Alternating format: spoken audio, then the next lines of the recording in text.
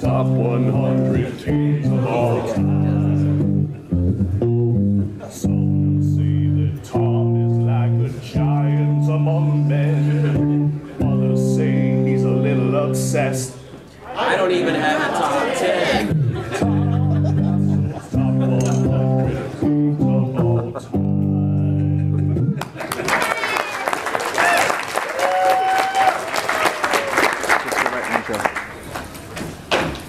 Welcome to the Dice Tower, a podcast about board games and card games, and especially all these people who play them.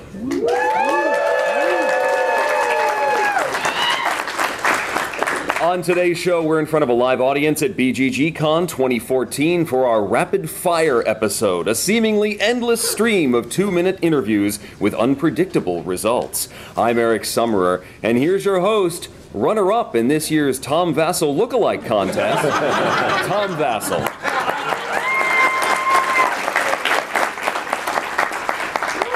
All right, I want to actually talk about this briefly. Who is putting those signs up all over the convention? Is it you? It wasn't you? No. Wait, what are the signs? I didn't see a sign. What was? There's signs that say, win $100, call this number and impersonate Tom Vasel. With some pictures of stills from a video from 4 or 5 years ago. Oh, that's it. Oh, there it is. We got it, yeah. Yes, okay. So. I gotta write that number down. No, here's the deal. The number was called because I thought I could win. Or at least do okay. And it was some guy who didn't know what was going on. Oh, no. So you're a jerk, someone. Yeah. I guess. I mean, I would do that to Erik, actually. I just didn't think of it. Well, you know who's not a jerk? Bonacor. Rich Sommer, Oh, who's yeah. joining us right here live in front of the studio. And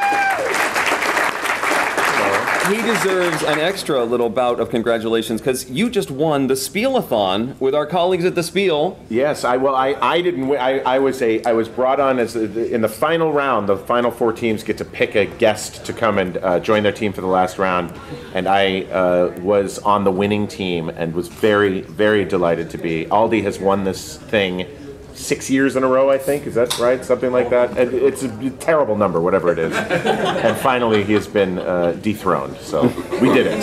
Congratulations. Thank you.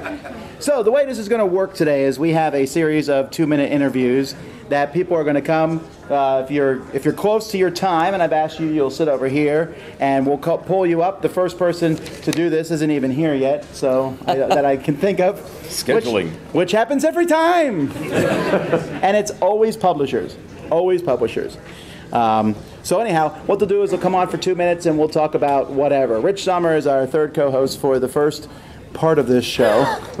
And then we will have Erik Herman, who played the opening song for us and did a fantastic job, join us as co-host after that.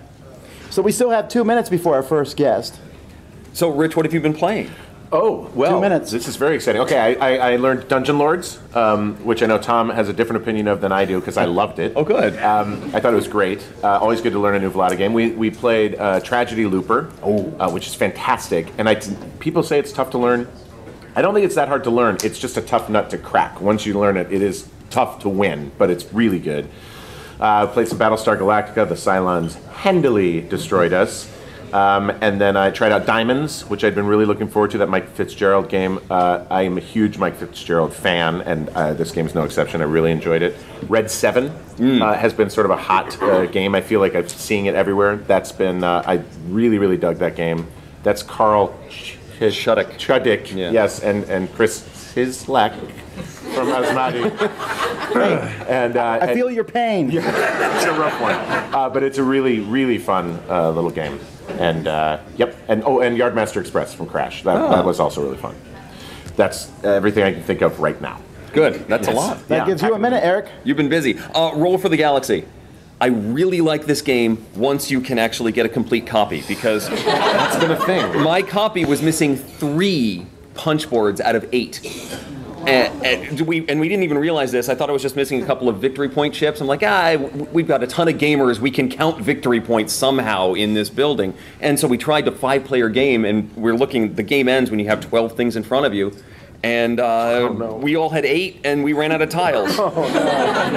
That's the short game. That was the short game. Yeah. We played the short game. It's a variant. But fortunately, some people had extras, so I was able to get 2 of the 3 that I'm missing, and I'm just going to have to send away for the one I'm missing. But they actually recalled the game. They're going to fix it, and so it'll take a little longer, but they're going to make it right. So I don't that's know good. that I've ever heard of a game recall before. It was about to hit distribution. It was going to hit Monday or Tuesday, and they pulled it back. And Jay has been really quick, just based on feedback here at the convention.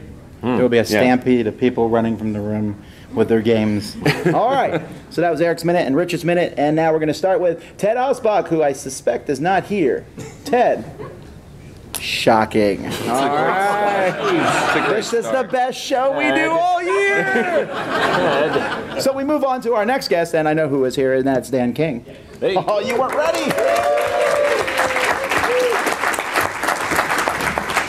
Dan King, who against my wishes, calls himself the Game Boy Geek.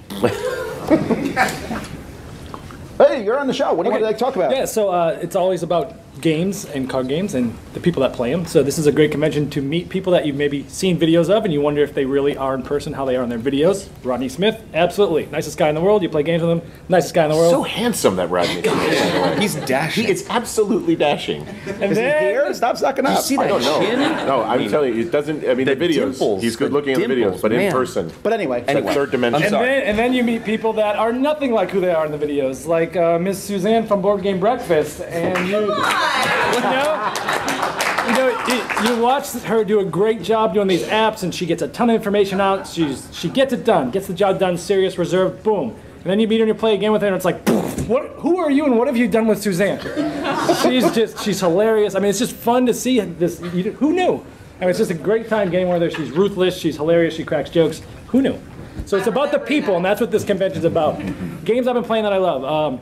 A dark horse in the convention, and it's probably in the running for one of my surprise games of the year, is a game called The Game of 49 from Marquee Games. It's one of those games where you look at the box and you're at a convention, you'll probably pass it up. Don't. It's area control with the 49 spaces of grid. It's got an auction. It's an economic thing where you're trying to spend money to get there, but then at certain parts of the game you're getting money back, and you're building this economic engine. You're trying to block each other. It's a lot of fun, a lot of interaction. Don't pass that one up. Another one, Medieval Academy, was on my short list from Essen. After listening to Tom's glowing review, I checked it out last night. It is as good as Tom says. We don't often agree on stuff, but that game is an excellent family Spiel des Jahres.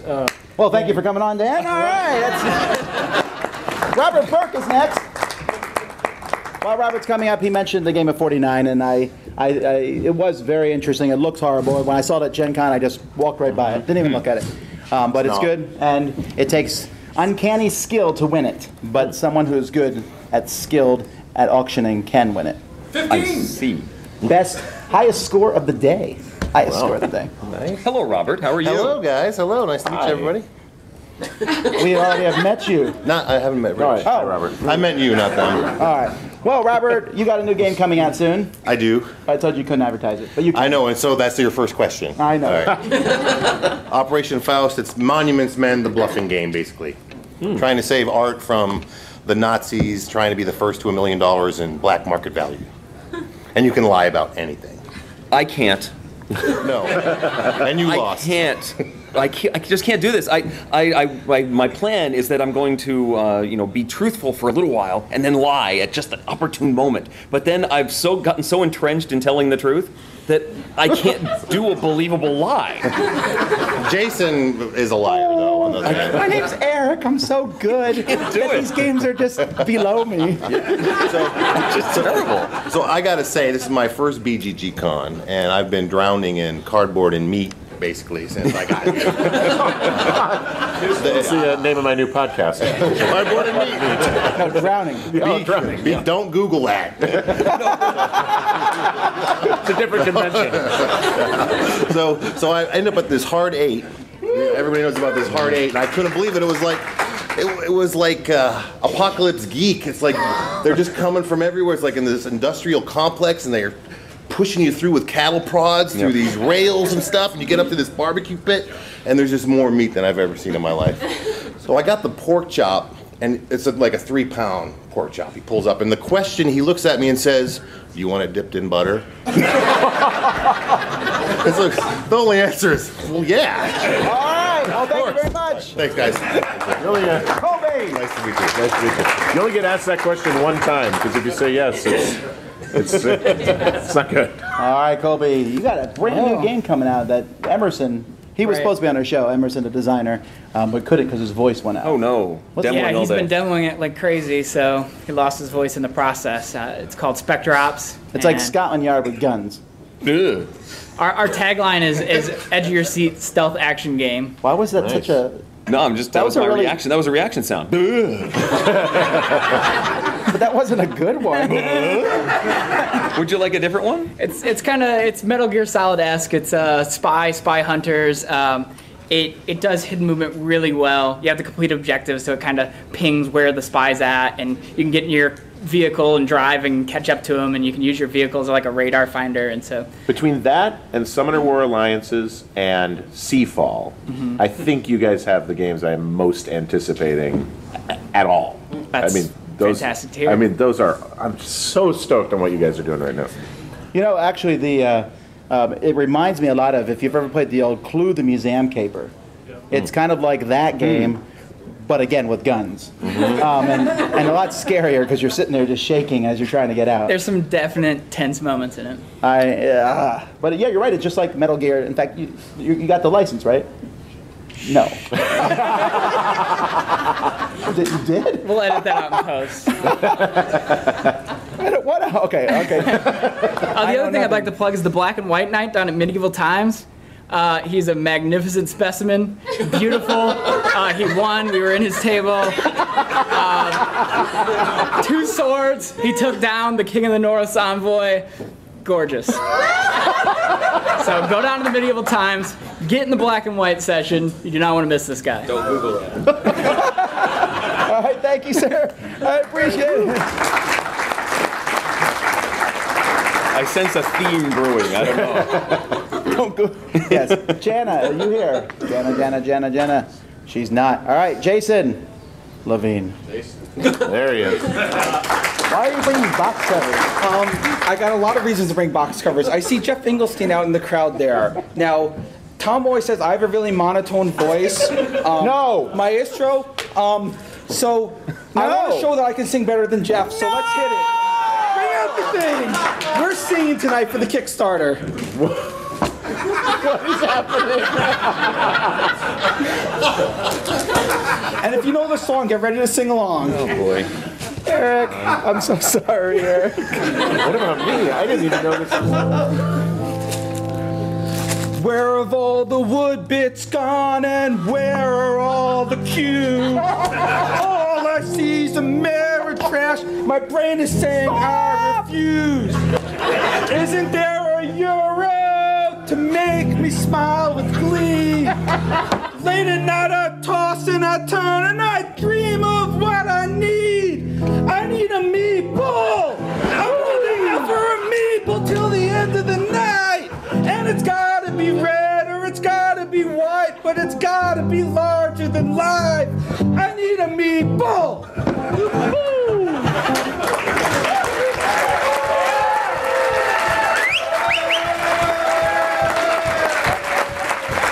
Oh man, that was stunning. I don't know if monotone is the word I would use. Oh, there were tones there. Oh yeah. Several tones. Several tones. So it was the days when we did a show and no one showed up. But yet, I knew what was going on. All right, those days are gone. You have 40 seconds. Tell us about a game you like. At this convention, Alchemist, Daviau and Orleans played it already, love it still. There's a game called Spyfall. Has anyone played that yet? Party game, amazing. It's excellent. We're gonna play it later tonight, so find us late tonight. You can join in. Well, after I'm there's a going to secret play it later appearance by tonight. the Players of Pain. I'm going to play Pop. it tonight. And of course, those of you who backed the Kickstarter, we're gonna get to Sam to sing before the end of the year because he's the only one who hasn't sung yet. What? We're getting Sam to sing. Boy. We'll do a live cast. Oh, your time's up. Oh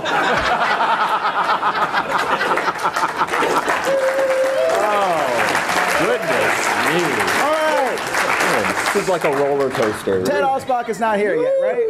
All right, so we have a minute to Is detox. Spyfall here? Where is Spyfall? No, No one's Spyfall is selling by it, no. Hobby World. It's in a library. And then Dan King brought a copy, I brought a copy, and I think there's a couple other copies floating around. It really is the fun. best party game I've played this year by far. Wow. Really, All right. really a great game. Yeah, they're still looking for a U.S. distribution. It should, but they won't even sell it on their website. Like, if you ping them and ask, can I please buy a copy of this and pay for shipping? No, sorry. Wow. Sorry, Eric Sommer. No. Yeah, no, just for you. No. But yeah, no, there's a lot of fun games here. I'm trying to think of one that I've played because my brain is just short. We mentioned Deus. I got to play that this morning and really liked that one. That's a solid, very not terribly complicated, but has lots of interaction and card combinations and really a neat game. And I'm glad you're excited about it. It's nice to hear someone pronounce the name of the game without any hesitation. Yeah, it's weird. I feel like every time Tom mentions it on the show, it begins with I've been playing this game. Someone came up at this convention and yelled at me about my pronunciation, so I've got to be more careful. No, the game is great, and I think it would be a dead lock for lots of gaming awards. The problem is, just looks like blah. It really does. It doesn't look that great, and I think some people are not going to play it because of that. It looks like someone took some Catan pieces and some swirled them around and mixed them up, and there you go. All right, we're at 16. Janna, you're here now. It's your turn. You were late. Sure. That's right. You can go. Okay.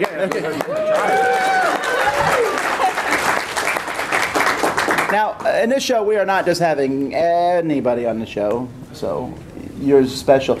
I met her many years ago. She introduced me to Steve Avery, which I think was... I'm sorry. And we're supposed to be telling Steve that we're not having fun right now, right? Oh, yeah, No that's fun at true, all. Steve. That's really true, and it's not fun. No, I'm not up here with 3 Dream Men or anything. Wow. So what games do you like? You guys were just talking about Deus. I'm in the middle of a game of it Right downstairs now? right now. You actually Yeah. left the game to come here? I did. Wow. You're that important to That's me. dedication. And I agree. I know. You're right. Yeah, I really like it too. It's my second play of it, and I agree that it's not the most attractive game, but it's fun. Anything else? Any other good games? Yes, ma'am. I enjoyed Orleans. Orleans. Or Orleans. That one was really good. It's got the. Have you guys played that one? Anybody? That's another one that got doesn't the- look that exciting, and I think that's why it's not getting as much play. It's prettier than Deus Yeah, by far. yeah. But it's got the pouch thing where you get some workers and you throw them in the pouch, so it's sort of a worker building, pulling from your pouch and then taking actions with your workers instead of a deck building kind of thing. I liked it a lot.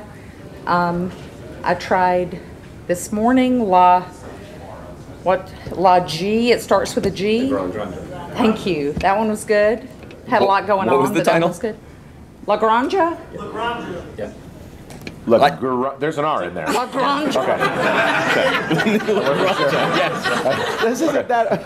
I'm sorry we spent so much of your time discussing this. But your time is up. I'm sorry. Okay, cool. Good luck in the game. We hope you win. Jeff. Don't forget, if your time is getting close, to come sit up here and be ready to go. Just at like your Jeff time did. frame. Jeff Yes. was so good. All right, Jeff. Yes, I'd like to start off by thanking Jason for making me look good. I really appreciate that. All right, so what's up here? You have a new game here? It seems like you always have a new game on display. Well, Give us your- the new Space Cadets expansion is out, I guess, for the first time. It was out at Essen, but I guess this is the first time otherwise that's available, so we're excited about that. But no, we're working on some games, so I've actually been doing just a lot of playtesting here, both our games and other people's games, so that's been fun. Haven't had a chance to try too much of the new stuff. When you say we, are you talking about you and Sydney, or are you talking about family members, or are you Well, for working with- designs, well, none of the family's members are here, so this is stuff that I've been working on with the kids. So, Oh, gotcha. yeah. Although it's easier for me to change things now that they're off at college, so I would tell them when they come back. I like this Englstein Game Factory. I kind of like that the family is involved in the right. whole production line. Well, it's No, very it's fun. interesting because when I'm co-designing with Steve, we can yell back and forth at each other. Yeah. But you kind of reign supreme there, right? You'd think that. I don't know. That loud laugh from my wife. No, I don't reign supreme. No. Would you prefer to work with just one of them at a time or both of them together? No. It's good. Well, 3's good because then you can vote. So that's so that always helps. So no, it's good. But no, the show's been great. It's my first BGG.con, so I've really enjoyed it. Wow, it just seems like he's always been here. Yes. He's omnipresent. So we've been enjoying that. But how much time do I have? You're really out, but keep That's going. it. Okay. That's okay. Never mind. All right, well, thank you, Jeff. Okay. And sadly, we have to say goodbye to Mr. Rich Sommer. Rich, where are we going to hear you next? Where are we going to see you next? Oh gosh, what the heck? How do we stalk you? Yes, well, Twitter. There's that. But then, are you talking about like jobs? And things? Big. I did a movie this summer that will come out sometime next year, probably with Sally Field. That was, I'm not. That's not to suggest it's me and Sally Field. I'm in it, but also she is. Okay. She's kind of in it more than I am. But yes, that was very fun. And other than that, we will all see together, won't we, where this crazy life leads. We'll cross our fingers. Awesome. Thanks for joining us. Thanks, sir. Good to see you. Are you playing poker? Yes, I'll see you at poker. I won't be there. All right, Michael. And now also our next co-host, Erik Herman, is joining us. Just one moment. Erik. I'm going to need this. Okay. Eventually. We're going to before we get to Michael, we're going to introduce Erik. He does all the theme songs for the top 100s, except one. He didn't do Dan's. In case you hate Dan's, that wasn't Erik's. That was a random guy I found online and paid $5 to. All right. Shows how much you love me. You get what you pay for. All right. But anyhow, Erik, tell us a little bit about yourself and what you do for a living. I do music for kids, if you elementary age and younger. I've been doing that for 10 years now, full time. Sure beats my last job. If you've ever seen The Office, that was my last job, basically. Pushing paperwork around, And traveled around the country. First time meeting Tom. It's been great to meet you. I've got the chance to hang out with Jeff and Erik and Stephen Bonacore and a few other people in my travels, but. I've always loved games my whole life, and joined this kind of part of the hobby back at about 2007, and really thrilled to be here. This is a wonderful event. Having a great time. All right, and you can see all the stuff on YouTube. Where would you see it? You just look up Erik Herman on YouTube. I have to plug something specific, though. We can do it later or whatever. Well, we'll get to it later. So you have something to plug specifically later. All right. Michael, what's the name of the game you've designed? City Hall is one, and Captains of Industry is another. Wow, it's two of them. Fantastic. But you are here to talk about something else. Yes, I'm here to go on a crazy rant. Oh, rants. We love rants. What I would like to argue is that we retire the phrase alpha player problem. Now, alpha player problem is usually used to refer to someone who, within the constraints of a game, does the most to attempt to win it in terms of discussing strategies with other players. Now, why do we use this term? We usually use it to be defensive about the games we play. When we have a negative experience about a game we like, we want to blame it on something other than the game we like, so we blame a player.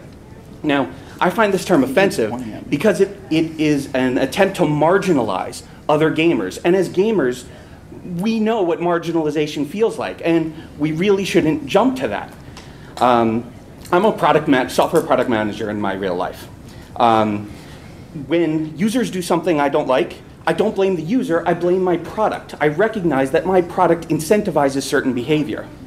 Now, and games, alpha players also sometimes used to discuss AP and someone taking too long to try to win. And on board games discuss whether 5 Tribes was AP prone, and I say, yes, the design of 5 Tribes may be great, but it's also something that encourages AP.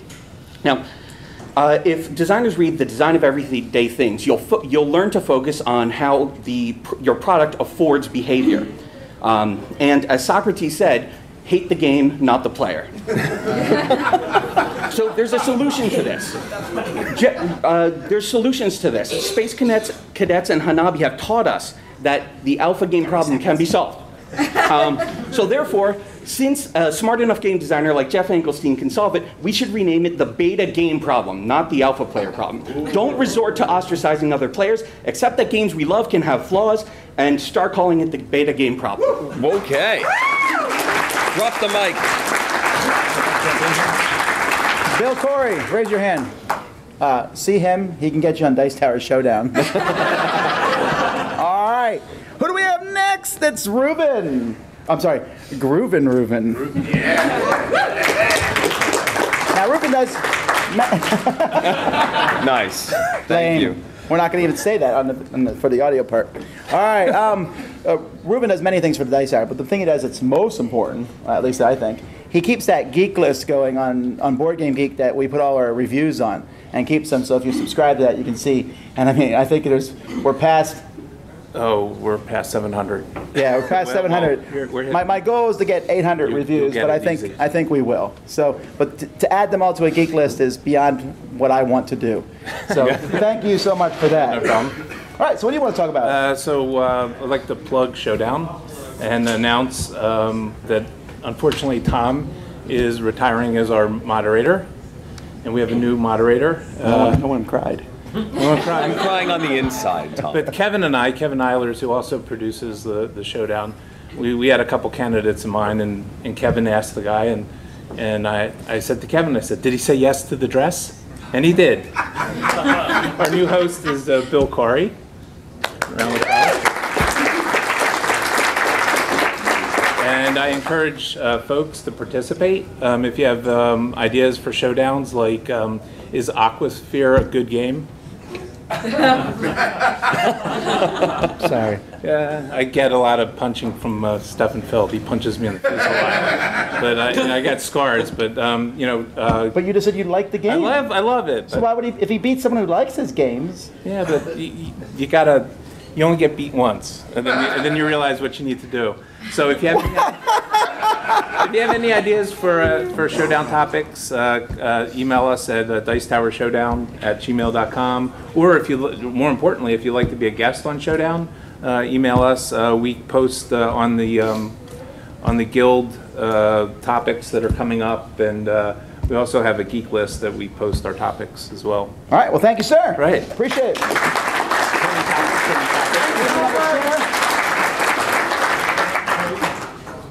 Wait, who's next? Scott. Oh, I missed Scott. I skipped Scott. I'm sorry, Scott. Aaron, this is Scott King. Now, Scott is known for his calendar. If you've seen the calendar of games, he takes fantastic pictures. I do? He takes good pictures. Well, what I was going to say is before Rich left, all three of the previous hosts have my photos on their wall at some point. We did. Yeah. Did we? Did you put him? You put the calendar up? Yeah. Well, so you can see mine. I have proof. It's on video. It's my scheduling calendar for scheduling books and stuff. Oh, well, anyway, I am Scott King. I'm a writer and photographer. I got into board games because I kind of stumbled into them, and I love taking photos of them. I think they're awesome. I think the community is great, and I'm really happy to be here. And I could plug things, but I'm not. I want to talk about something really important, anti-bullying. And I've watched the videos. I've listened to the podcast. Tom is sometimes really mean to Jason.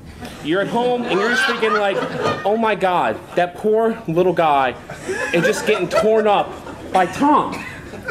Well, you know what, guys? I met Jason today. I didn't play a game with him, but I watched the whole game. Jason's really mean, and he is brutal, and he likes to destroy people. So just PSA, Tom isn't as much of a bully as he might appear. And from now on, I am officially on Team Tom.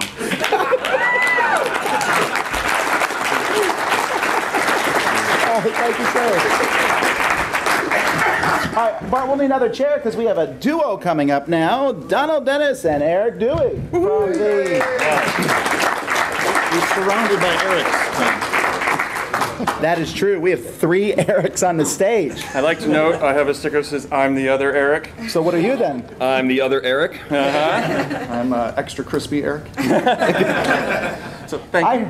Eric, I heard you gave a negative review. I did. I gave a red light review. First one I've done in, I don't know, 6 or 8 months. So it was nothing personal? No, it wasn't even that.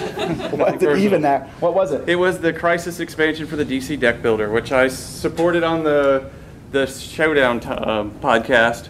But this particular expansion just didn't work, and it made me sad. Makes me happy. I bet it did. Because now, but I'm really thinking about it. They have the hockey game version. I want to mix the hockey with Lord of the Rings, with Street Fighter, with DC Deck Builder, and play it to show just how absolutely ridiculous this is. There's not a big difference between hockey and Street Fighter, though, right? I like this. Donald, he's taking up all your time. But I didn't come to talk about games. Yeah. You may know I'm a fiction author as well, and I'm starting to audition some people to actually read for my audiobooks that I might do. So, Mr. Sommer, Yes. I would like to have you read from page... Whoa. It went all the way behind the stage. See, folks, I never have control over this show. Wait, page 84, if you wouldn't 84? mind. All right. Just to see how well you can do. Do you want me to start from like there? Sure, that sounds good. How certain are you? Emma asked. 95%. Emma knew there was an actual calculation behind that number and not a guess. Good enough for me. I'll need you to stay back here and give me cover as I go in. What? Outrage tinged Chloe's quieted voice. Emma looked over at her friend. I'll need some cover. Why do I feel you're just trying to keep me out of the action? I thought I'd proven what I can do. Plus, clearing a house by yourself is suicide. We've already had this conversation, remember? Emma let her head fall in defeat. Fine. I'm just trying to keep you safe. Worry about yourself. I'll take care of me. Isn't that what you always say? Not bad. No prep whatsoever. Well, I'll let you know. But I think... Donald, welcome to the show. Usually on the podcast, he's running everything and talking over you. Yes. So I let him talk today. Fair time. I get 20% of all time, so that just happened. Fair enough. There you go. So, any good games? Great games. Well, I think everything I've been playing has been at the Stronghold booth because that's where I've been running demos the whole con. But I did get to play Tiny Epic Galaxies, which I look forward to playing more and more of. Now, have you played Tiny Epic Kingdoms? And Defenders. Is this Defenders is cooperative, right? Yes. Kingdoms is Conquer Things. Is Galaxies like either of those two, or is it something different? No, it's completely different. It's like a 4X game? Yeah, well, you're building up more spaceships that you can... I mean, it has some common elements because, you're going places and doing things, but instead you're colonizing worlds and, increasing your influences over them, or just going there and pillaging their resources so that you can go do other actions elsewhere. It's a more gamerly game, and it's a little more in depth than the other two games. Well, it sounds fantastic. I like it. I can't wait to actually get my own copy of it. Now, before they go, these guys are on Board Game Podcast. What's your podcast about? About games. What makes it different than all the other podcasts? It's got us. We also have the crowdfunding edition, and that's been one of the best things about the show is meeting people either that we've talked to about some of the crowdfunding stuff, that Kickstarter or whatever that's come out, or folks coming up to us and saying, hey, we want to show you our games. And I got to show Jeffrey a game as of saying, hey, does this suck or should I submit it to a publisher? And he's like, give it a little more work, and then we'll send it to someone. So. Yeah, I like to look at all aspects of the board game industry, mostly from the perspective of veterans and podcasters and things like that. All right. Well, thank you guys for coming on. Thank you very much. Eric, I'll let you know. Okay, so we've had singing and a book reading, okay? Now for a rebuttal, Suzanne.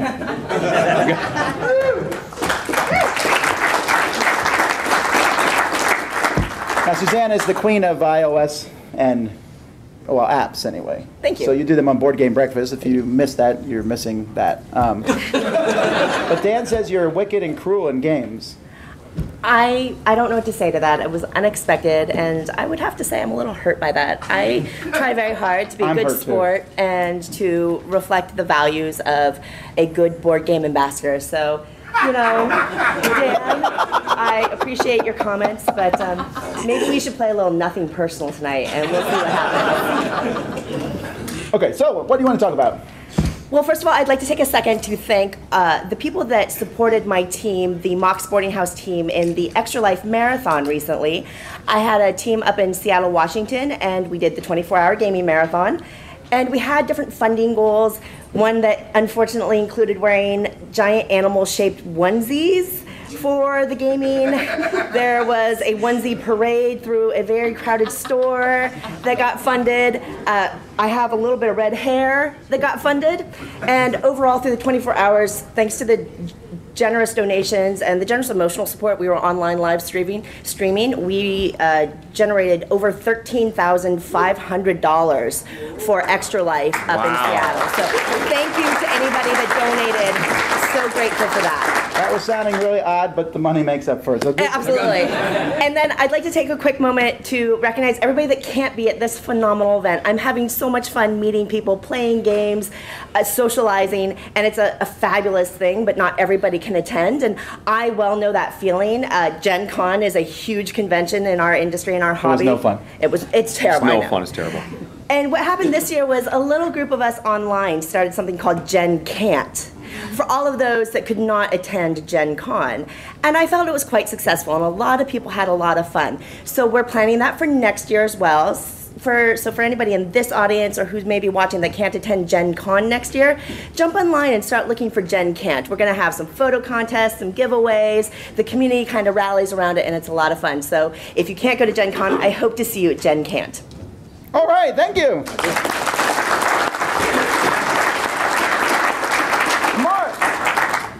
You know, Tom, maybe we should wear some animal onesies around to try and raise some money in the next year. See, just a suggestion. We're going to stop the live shows.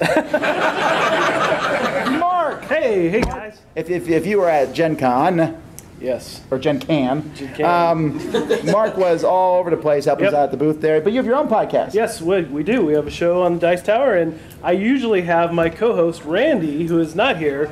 So I think he needs a nudge to come to these conventions. So if everybody could just say, where is Randy? Let's send him a message and make him show up next time. So 1, 2, 3. Where is Randy? Thank you. Where's Randy? He's tweeting at home at BGG.con. Exactly. But I played some games with Erik, Evolution. Erik, sorry. You ate all of my creatures, yes. But we were both played Evolution. My carnivores seemed to be too much for either of them to handle. I would bring out a new species and then Mark would eat it. Yes. Devastated every time. Mark would eat it. Thank you. Thank you. I was saying to get off, but you should, but I'm thanking you for eating. Yes, definitely.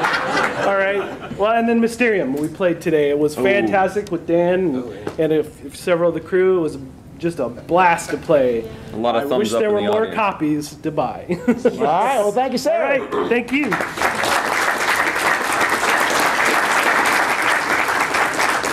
Now, we're falling a little bit behind schedule, but is Rick from Eagle Games here? No. Is Michael Mendez here? And now we're caught up. We're caught up! Hooray! Todd from AEG. I am here. You're Batman. Today I am. Yes. All right. You blew my cover. Is it possible to get a Dice Tower love letter? You know, funny enough, I was actually going to announce my super secret project, which is Love Letter, the Dice Tower edition, where you're trying to get your fan mail to Erik without Tom getting in the way.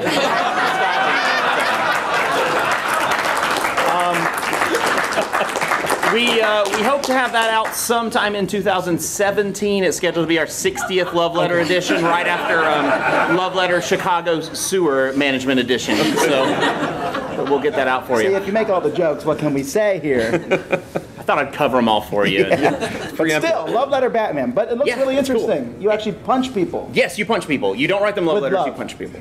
Well, possibly. Maybe Catwoman. It's tough love. Tough love. Very tough love. So we have trains, planes, and quite possibly an automobiles coming by Gen Con. By Gen Con. So we will be able to do the Those Aren't Pillows package set. Yes, we already thought of it, ladies and gentlemen. Thank you very much. And now I can't stop thinking about it. Thank you. I do what I can. It's 1 week before this mysterious black box appears, Yes, right? yes, about 1 week. So what did you say was in it? I didn't say yet. I'm trying. It's a void of nothing. It's a black box of... No, there's stuff in it. There's lots of good games in it. So this is some similar, you did a Gen Con box type thing. We did a Gen Con box at our big game night, and people who would come to the big game night, everyone who registered would get one of the boxes, and it was all full of cool stuff. You know, some re-themes of games, some new stuff. This one will have the same thing. It'll have some new games. It'll have some full games. It'll have some reskins of other games that haven't been given out anywhere else. And it's just a big surprise box, and we're going to start doing this every year. We're actually already working on some new products for next year's, so that there'll be even more new content in it than there is this time. I'm looking forward to seeing what's in this box. Black Friday then, huh? What's in the box? What's in the box? Better not be that. Yeah, I know. All right, well, thank you so much for coming on. Try out one of the love letters. One of the many.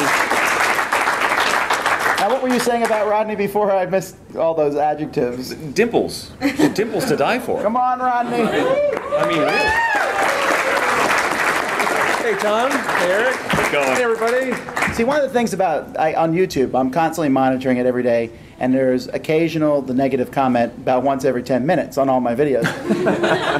He has never got a negative comment, ever. Why would he? Why would you? I guess sometimes get, why are you so nice? Stop smiling so much. I get a lot of, I get that. That's so tough to deal with. I know it is. It's rough. This has been an amazing convention. I've never been to BGG.con, and it is, bar none.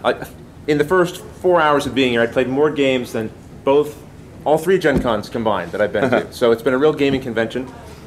I apologize if you've been around me. You've probably been accosted to play Red 7. Has anyone here played Red 7? Yes. Yes. I've got a copy right here. I'm ready to play right now. And just gaming. Oh, yesterday, Spyfall. I had a chance to try out Spyfall. Woo. This is Rob Daviau's White Whale, right? He's been working on this for a while. It's really coming together. Very, very cool. That was nice. Yesterday was my birthday. That was nice. Happy birthday! You're in luck. Oh my gosh. Jason singing. They say it's your birthday. Yeah, it is. It was great. That was nice. You know what? Just being around everyone. Everyone's been fantastic. It's super. You know, things are happening in the industry. Asmodee and Fantasy Flight merging. We ask ourselves, is this good or bad for the hobby? You know what? Playing games, I'm discovering here, it's all around the table. We create what's good or not good about our hobby by how we are with each other. Those are the experiences that we create, and that will always be true. Just like when I was a kid playing chess with my grandfather, it wasn't about the company, it was about what we were doing. So it was great. And stop banging the table, yeah. I'll just leave. I didn't write that. I get yelled at, but see, once again, Rodney. No. Why would I yell at Rodney? See? That was wonderful. Thanks, guys. Stay calm. Thank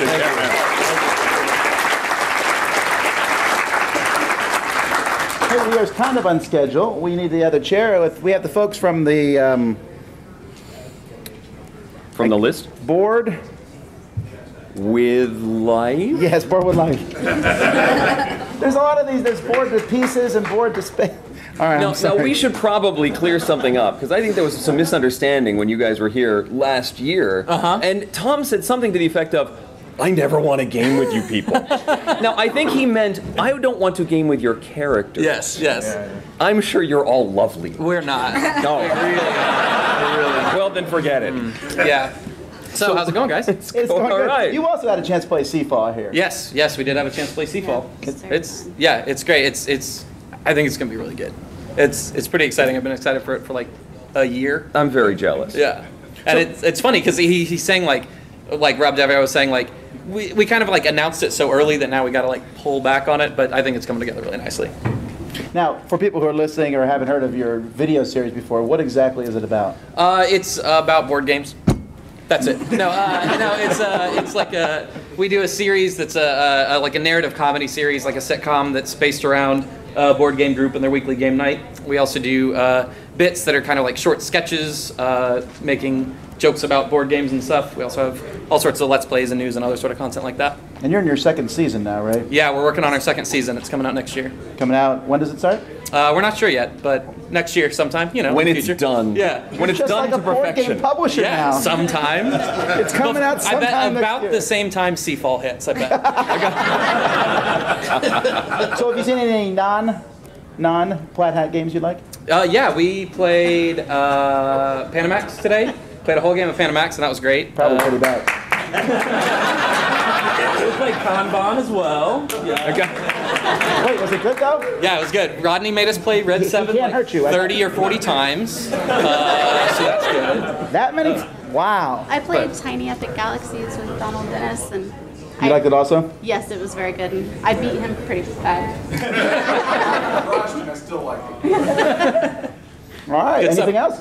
No, it's good. All right, well, thanks so much for coming on. Thanks, absolutely.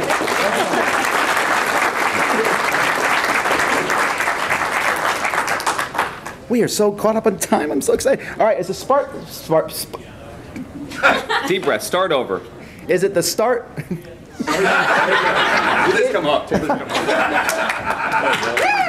Start Space podcast. Okay. We named it that because it was a common board gaming term that people, I Start felt space. like. There we go. So, There you go. The Start Space podcast. It's not a common term at all. Well, please, hello. How are you? Doing well. Okay, now you're one of the newer podcasts Yes. in the Dice Tower Network. Tell us a bit about yourselves. So our podcast is essentially, I just started playing, hobby board games in late 2012, and my brother has never been a sort of alpha gamer, so I kind of drag him along with me. And that's what our podcast is about, following sort of what it's like to be a new gamer now in sort of this new era of board gaming where like, all these games, I mean, it's kind of overwhelming to be a new gamer right now, but yeah, so this is our first convention ever of any kind. Yeah. So it's been exhausting. Do you feel overwhelmed? No, I think this is a very good first convention to have, to go to, because it is about playing the games. I was able to sort of do an exhibitor hall, but not feel overwhelmed, like I was being crushed or having to rush to the door every day. I was able to sort of look at booths and then sort of just go and play games and decompress. It was good. And still another day for us, so. Yeah, it's interesting. I've listened to their podcast, and it's interesting to hear it from we often throw around all these terms, and I played that game 20 years ago, and you're for the first time learning to swim in a sense. Yeah, thrown into the ocean. We played like a couple of new games, but mostly I've been using the library to catch up on like games that we haven't played yet. So today we played Carcassonne and Alhambra, and You should start from the A's. By the time you get to the B's, you have to go back to the A's again and catch up. But Red 7 too. I mean, game of the con, I guess. Game of the con. Wow. A lot of people have it. It's a wonderful little filler. It's quick to teach. It plays quick. It's great. I haven't won it yet, though, so I don't know. That's how you make your decisions? No, because then I would like no You would hate it would be the most negative show on the internet. I hate this game, too. But that would explain why Cosmic Con is my number one. Yeah. Anything else? Exciting news? I don't think so. Well, thank you guys for coming on. I appreciate it.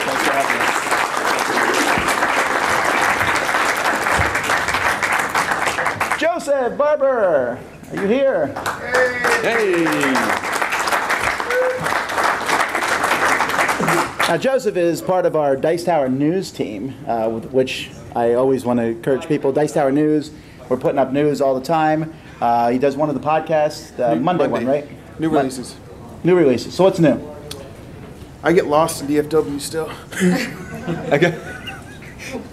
Dallas-Fort Worth Airport is a crazy maze of circular pathways. We weren't even in the airport. Oh. Oh, that's right. Last night when we went to the restaurant, they left. They left before us, and Dan King leaned out the window and made a rude ha ha ha thing at me, and then we left 15 minutes later and beat them. That's new. No, so what's new in the news? Come on, newsman. Well, I did get a chance to play Emerson's Spectre Ops. That looks pretty amazing. But then I have to say that Clue Museum Capers what got me into gaming. Like really? Yes. It was. We were into Sorry and Monopoly and all that stuff, but we got hold of that game somehow, and I was like, man, games are freaking cool. Look what they can do. Yeah, if you ever find that like in a thrift store or something, it's really fun. Yes. You're stealing paintings and there's cameras and the other people are trying to figure out where the spy is. It puts Clue to shame. Yeah, it really does. But that was awesome. We La Isla, that was pretty cool. I also enjoyed Aquasphere. It's okay to like games I don't like. And people are like worried that I'm gonna go. Well, I can't believe you like that game. How dare you? What's new with you? Well, I'm looking for new news people. That's okay. I got Board Game University. Oh, that's right. Joseph's the new host of Board Game University, because if you might have noticed, it kind of died out for a bit there. But it's come back. We posted one last Sunday, and we got one more posting this Sunday, I think. Who was with it? I think it might be Philip Dewberry. All right. Yeah. The designer of Revolution and King Solomon and a whole bunch of new games on Kickstarter, it seems. He's really all over the place right now. Yeah, I'm excited. All right. Yep. Well, thank you, sir, for coming on the show.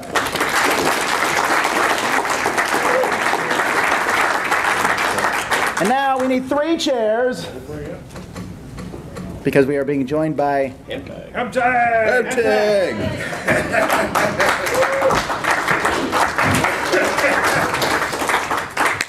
We are the War Gamers. Now, see, this time it's appropriate. We got Judd Vance, Greg Schmickens, Bart Brunsheen. We try to do, we'll do 2 war game reviews, a top 5. Why? Because we're half as much, twice as good. Got to give Tom a hard time, and then we'll usually do kind of a run-of-the-mill. Our party game expert here, he loves Ameritrash. If you watch the show, you know I'm going the other way. Yes, Thrash. Oh, sorry. Did I break the edict? Am I in trouble? No. Oh, he's trying to change the world, folks. So, but you guys go. I talk too much. First thing I want to say is war gamers, we don't have a problem with alpha gamers. We have supply problems. And I just think it's great to be here and do all kind of games. I mean, some of the stuff I've done downstairs, La Isla, it was a really, really interesting game. I liked La Isla a lot. Did the Automobile Revolution game, so it's good to be here. But right now I'm actually up here because I'm taking a break from my second ASL game of the day. So my second Advanced Squad Leader game of the day. So you're the second person to take a break from a game to be here. This is very exciting. I mean, later on we'll have to do a postscript, and then Janna won this game, and they like lost the freeze this game. frame at the end of Animal House. There you go. So, and thanks to everybody. We've had a lot of folks that have come up and said hi, and it's awesome. When I come here, I really don't get in as many games as I normally would. I used to try to jam tons of games in. And now it's really more about meeting people and I set up some social things. And drinking scotch. Family show. So, but yeah, I might do that. Since you're here, why don't you do a plug for tonight at 11 o'clock? The Players of Pain may make the scene down at the Battling Tops, once again challenging a nation. So, and if you see a cardinal, and I don't mean the religious kind. No, you do mean the religious. I do mean the religious kind. Why can't it be both? Yeah, and there'll be a few new folks there this time too, so I'll be interested to see what they're wearing. So. All right. Okay, so thank you guys. Appreciate it. Thank you very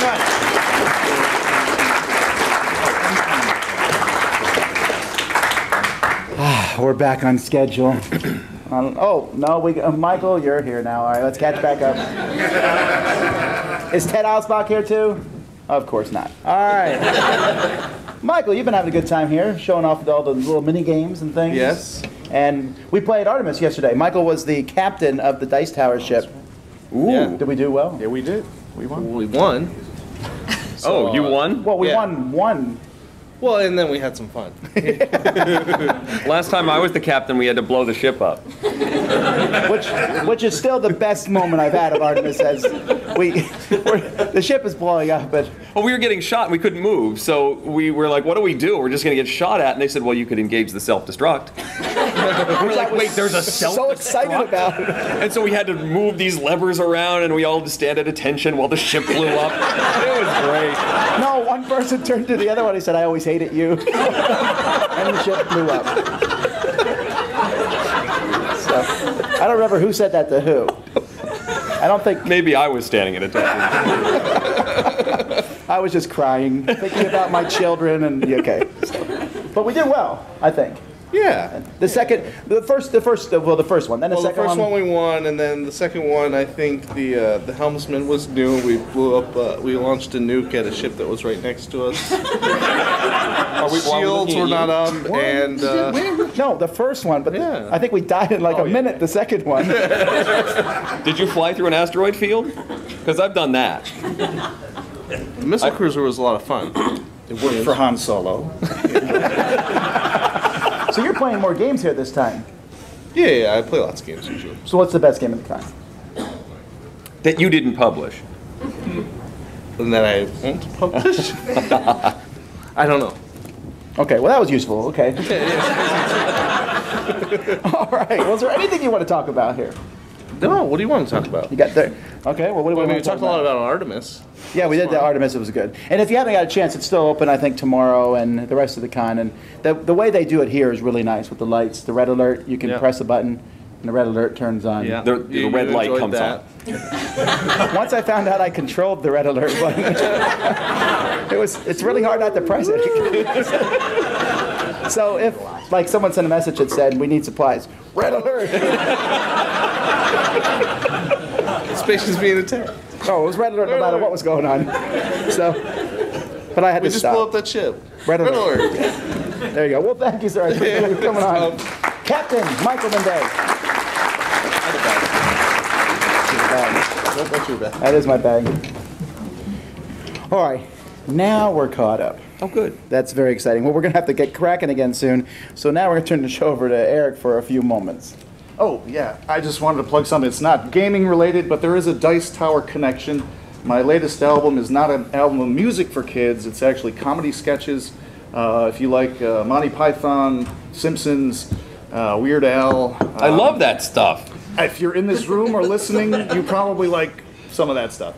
But that's kind of what this is for maybe a little bit older range of younger kids, if that makes sense. Is that the one with the cowboy whose name no one could say? No.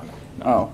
But there's 65... Cowboy Burgleucleopolis? 65 minutes of great comedy content here, and it features one of the Dice Tower co-hosts for 14 seconds. 14 seconds. It's an exhilarating 14 seconds, I gotta say.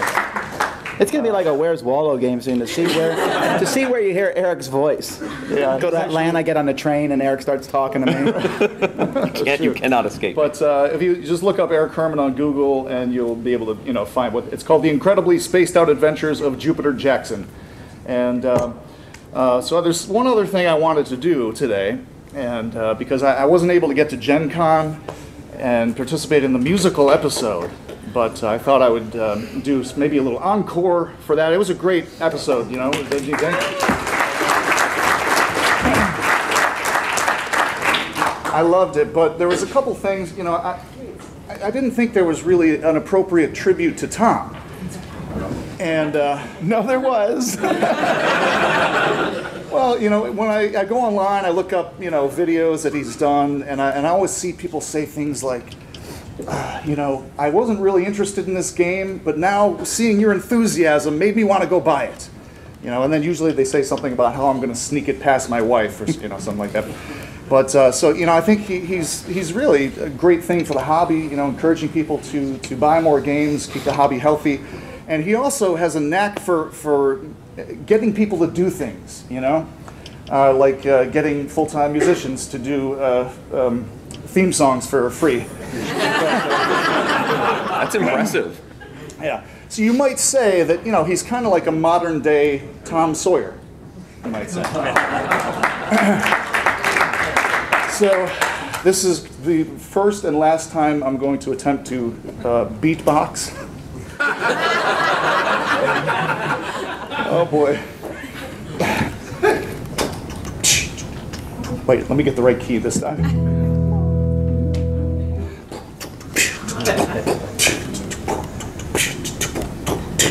Modern day board game media guide. Today's Tom Vasel makes you buy.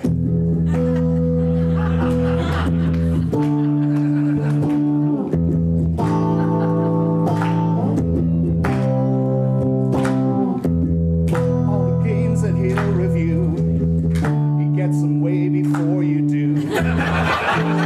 By the time they're shipped to you, you've bought another 52.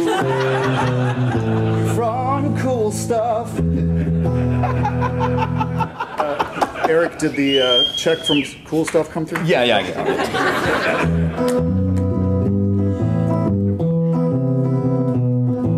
And though he'll rave about companies like Stronghold, Z-Man, or FFG, he also gets some crappy games he'll throw off the roof or engulf in flames. Erik, did the check from Bonacor go through? No, that one bounced. I knew I should have gone with Plad Hat.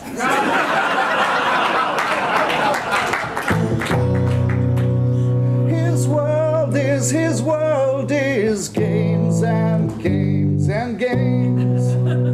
Maybe as his ties are white. Of course, he didn't wear a tie today. Today's Tom Town Vasel really makes you poor from all the games that you buy. Hey, shut the door. You guys want to hear the guitar solo? The best thing about playing guitar, or the most important thing, is to be able to make weird faces. This is going to translate really well on an audio podcast.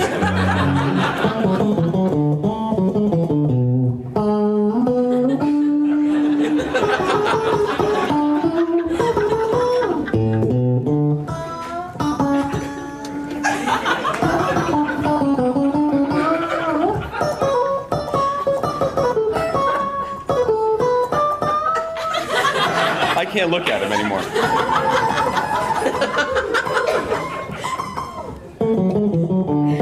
I want to see some air drumming.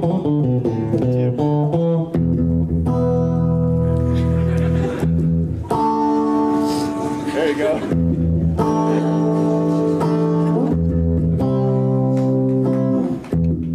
There are games that he will hate, and many more he thinks are great. But now I have to contemplate why he can't enunciate, etc. There's no K in etc.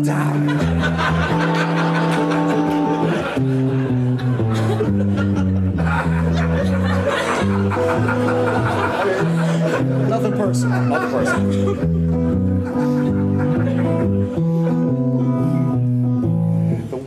Does component drops might make you want to call the cops. Catch the Sam, catch the Z, catch how Tom says essentially.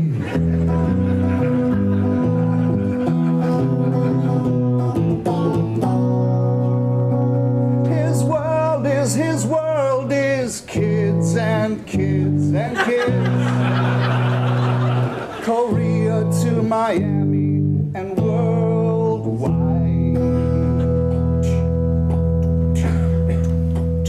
kind of a hassle that today's Tom Vasel makes you buy all these games and break your piggy banks. And don't ever ask him how to play, no thanks.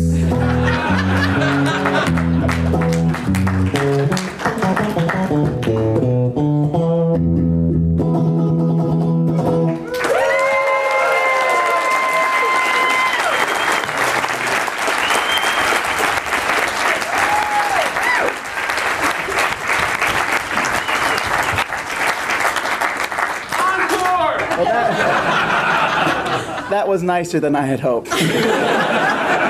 All right. Stefan, are you here?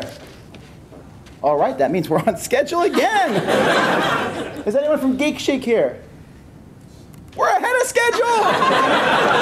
Well, let me note then that my children are huge fans of Erik Herman, and they dressed up as him for Halloween this year. This is the outfit and everything. Really? Yeah, and a beard. Wow. It was great. Everywhere we went, they're like, so who are you supposed to be? They go, Erik Herman? Who's that? And they go, oh, yes, you look just like him. Very good. You have some candy. Go away. All right. Okay, well, let's get on schedule here. Brittany is our next person. By the way, if you are on the schedule, you should come sit up here when it gets close to your time so that we can go faster. No, I wasn't pointing you at or anything. Now, Brittany was sent here. Passport, I asked someone to come, and they said we must send Brittany. Why? Why did they pick you? I was here to come and tell you that I'm the only person in the industry that has a better job than you. Why? Because it's my job to get people as excited about his game as I am, which, you know. Well, get us excited. What game should we be excited about? Oh my gosh. All right, so Rob Dubois showed me Fun Employment the other night. Okay, I've heard of this one. You have? I have. It's on Kickstarter right now. Wow. Again, for the second time. And the game is so awesome because you have to role play out your characters. That's right. You have you're trying to get a job, right? And you have undesirable traits. Very undesirable traits. And you have to make them sound good somehow. Yeah, and I had obsessive compulsive disorder and a speech impediment. And let me tell you, that was incredibly difficult to manage. What job were you trying to get? I don't even remember. Voiceover actor. Any other games we should be excited about? Oh, I just played Planes. Is it good? Yeah, I had a bunch of fun with it. I beat him, the designer, by 1 point after we had to go down the list of 3 tiebreakers. Wow. And I beat him by 1 card. Now, see, let's pause here for a public service announcement. You need to have 3 tiebreakers in your game. If after your first tiebreaker you say it's a shared victory and I see you and I remembered that, I'm going to say unkind things to you. Learn to think of a tiebreaker. It's not hard. Sorry. It was excellent. It's just really annoying. So the day that I tie a game with you, it's just going to send you over the top, right? Well, if I'm included in the tie, it's okay. All right. But see, the problem is when it's a 3-player game and I'm not involved in the tie. That's just not as fun. Excellent. All right, well, oh, man, your time is up. I'm so sorry. But thank you for okay. coming on and making us excited about games. Thank you for having me.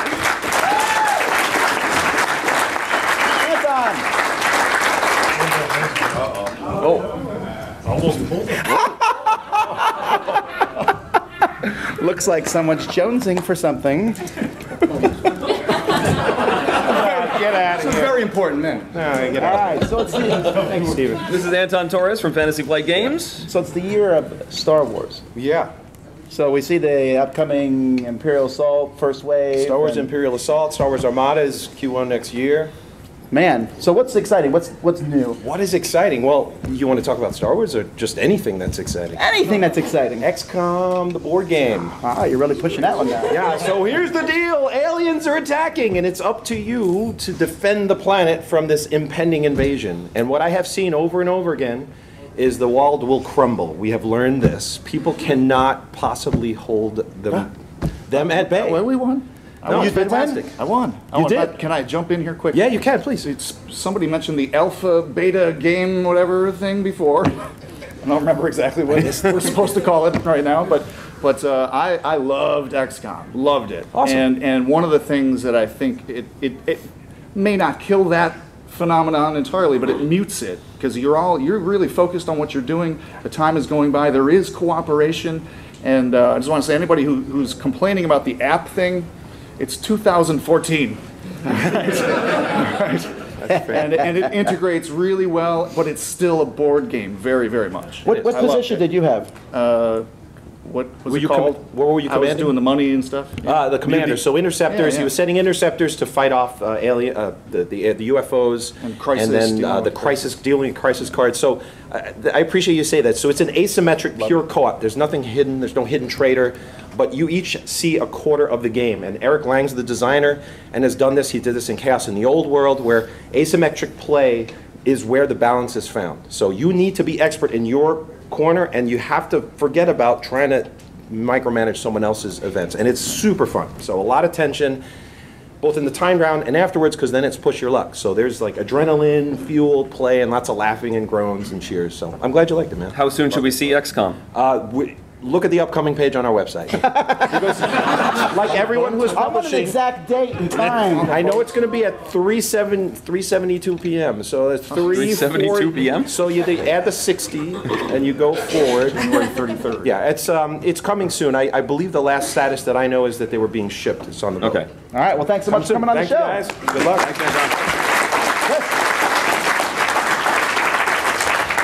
Now I'm excited to have Chris with us today. Chris is the designer of Game 2 in the Dice Tower Essentials line, which is City of Gears, and that's... What kind of game is this? It's a light Euro game. Yes, a Euro game, in my line. Euro game, Tom Vasel, what? Mind blown. Anyway, so light Euro game, there's some worker placement to it. There's some variable setup. It's a different game every time. The main thing is it's quick. It's under an hour to play. It's 2 to 4 players. We played this morning, and we had 4 players who were basically new to it. Yeah, thumbs up over there. Okay, but we did learn that the game can be mean. Yes, it can be mean if played. Remember the bullying thing earlier? This is the situation we were talking about. Bullying or gang up on the game designer. I think that's what it was all about. So well, I'm always for that. Chris also designed Roll For It. Roll For It for Calliope Games. And that's so... Wow, you got fans everywhere. Yeah. That game's great. Wonderful. Thank you. I like that Thank game you. a lot. I took that to a family game night last Thanksgiving, actually, and said, hey, look at this game, let's play this. And immediately, 3 people at the table went on their local online site and bought a copy. That is awesome. So, sold 3 copies for you, and you can... I'll get you after the podcast. Now, we can't tell you when City of Gears has come out, but it's 2015, hopefully early 2015, or quarter 1 or quarter 2. Yeah. So keep an eye out for it. It's good, and you can play here, right, if you want? Yes, I have a copy here, so if you see me wandering around and I've got my big satchel, just ask, and I've got a copy. We can give it a try. All right, well, thanks so much for coming on. Thank you. Brad, you're up next. Okay.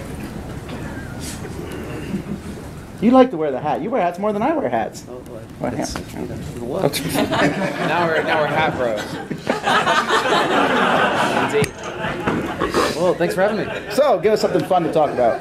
Oh, well, I've been playing a lot of prototypes this weekend. You have? That's not that fun, is it? I've had a blast. The Proto Alley this year is awesome. That's true. I went through the Proto Alley, which is right outside the library if you're here, and there's some really sharp-looking prototypes. You guys have some cool stuff coming in 2015, 2016. That's all I gotta say. I saw some really awesome games. Because we all need so many new cool games. We're sitting around like, what to play? I don't know what to play. As you said, so many new games are coming out, but like, we need more games. I mean, like if you look at the quality of the games is that we've had in like the the 80s, like the 90s, and then the 2000s and 2010s, like every decade, every few years, the game quality just takes another step up, and games get so much more fun and so much better. I mean, there are some great classics, but if you look at all the great games in the entire decade of the 70s, and then you look at like all the great games in just 2014, like the number is much larger in 1 year. I would argue that more good games came out in 1 month in 2014 than the entire decade of the 70s, and we're going to get a lot of email comments about that. Mostly from war gamers. That's dicetower@gmail.com. Wait, those go to me. Yes. But it's so cool to see the way that the hobby is expanding, and the way that we're getting so many good new mechanics and so many good new games coming out, and then the fact that there's still so many novel games coming out. All right. Well, thanks so much for coming on. Thank and you check for his having games me. out, Level 99 games, by the way. All right, Chris Kirkman, I think, is next. Yes, Chris Kirkman from Dice Hate Me Games. How you doing, sir? I still haven't played that little dice game that you gave me a while ago. What is that game? Shame. How does it Anger work? Dice. Yeah, Anger Dice. Well, it's a real-time game. You're sitting there and trying to roll, get to from 1, 2, then 3, 4, and 5, 6. The 3 face is the anger face. That is our trademark or logo. If you roll 2 anger faces, you have to start all the way back at the beginning. So the first person to actually lock in a 5, 6 wins the game. It's fun. It's quick. Silly. People seem to like it. We pass them around at the conventions. Everybody kind of faces down. People know that are carrying angry dice. They say throw down and go for it. Now, I've seen you a lot in the prototype area. Yeah, absolutely. We're always over there. We're showing off New Bedford right now, which is our currently on Kickstarter. It's a game. It's a Euro. It's a medium light Euro, about an hour long. Worker placement, but also historic whaling in New Bedford, Massachusetts. Yeah. No, but there's, I mean, like I said, you're kind of working with all the prototypes. You're working with Daryl Lauder. Right, in the Unpub Network. And then right. Well, what is that? We don't talk about it as much on our show. Right. The Unpub Network is basically a network for unpublished games, for designers who are designing games that want to be improved and put through the network. It's also a way for publishers to come in and know that a game has been put on the table multiple times. They can look at the progression. There's actually blogging that can happen. They can you actually get anonymous feedback, which actually helps the designers themselves go through the process of making a game published ready. Now, that doesn't necessarily mean that they can just jump it on the table when it's done. It's probably going to have development from a publisher or further beyond the Unpub Network, but it helps them get to that state. All right. Well, thanks so much for coming on. Thanks for having me. Appreciate it. Yep.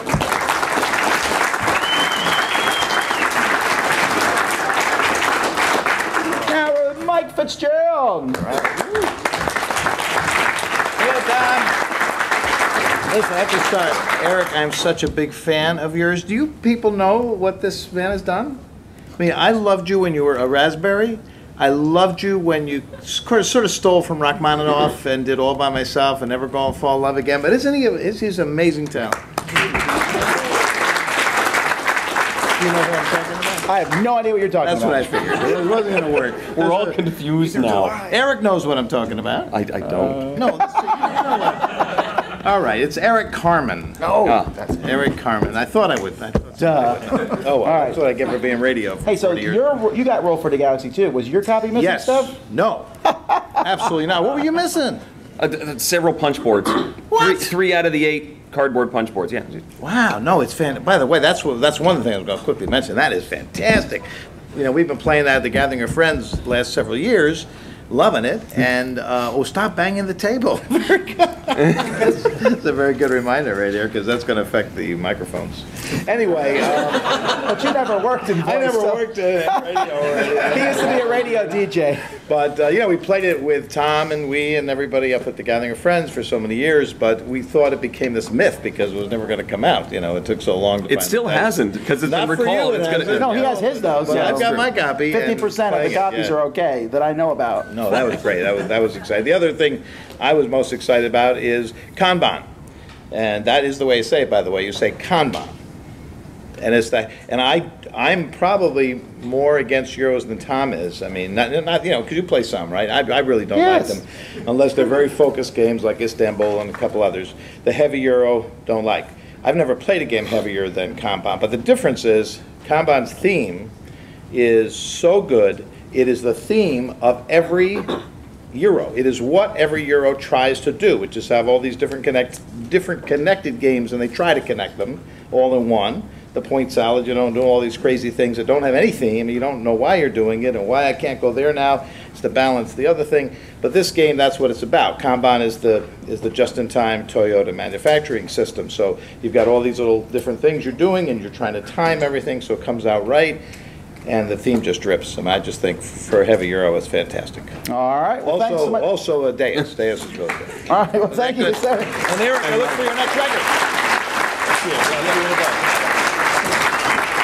All right. Let's see. Catalyst Games is next.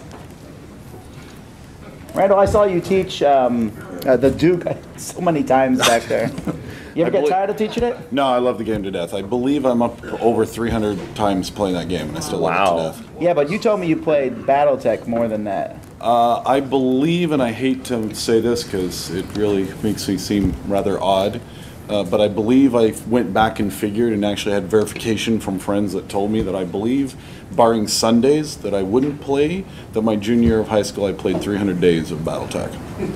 So top that, Eric. I am a little. Do you want to top that? Yeah, see, he's like, I'm backing away from that. I'm all set. You win. So yeah. So the Duke is coming out. No banging. Sorry. See, I'm doing so good. Everyone's so excited. I know. But the Duke is coming out in a new version. What's it called? For the Vikings? The Jarl. The Jarl. Yeah, we have the license for the History Channel Viking show. If you haven't seen it, it's absolutely fabulous. And we have a license for that, and we're taking the Duke mechanic and reskinning it, and so it's going to be all new tiles. It'll be light and dark, so it's a standalone game. You can play it by itself, but we also made sure to play test it, so you can immediately come back and play it off against the Duke if you like. Now, one more question. What year, is it 2013, 2014, or 2015 is the year of Shadowrun? Because I got confused. Well, that's just me. Man. No, but it looks like you spread it out into a we did. It's more of a 3 or a 4 year. Yeah, unfortunately, we can be more ambitious than perhaps we should be.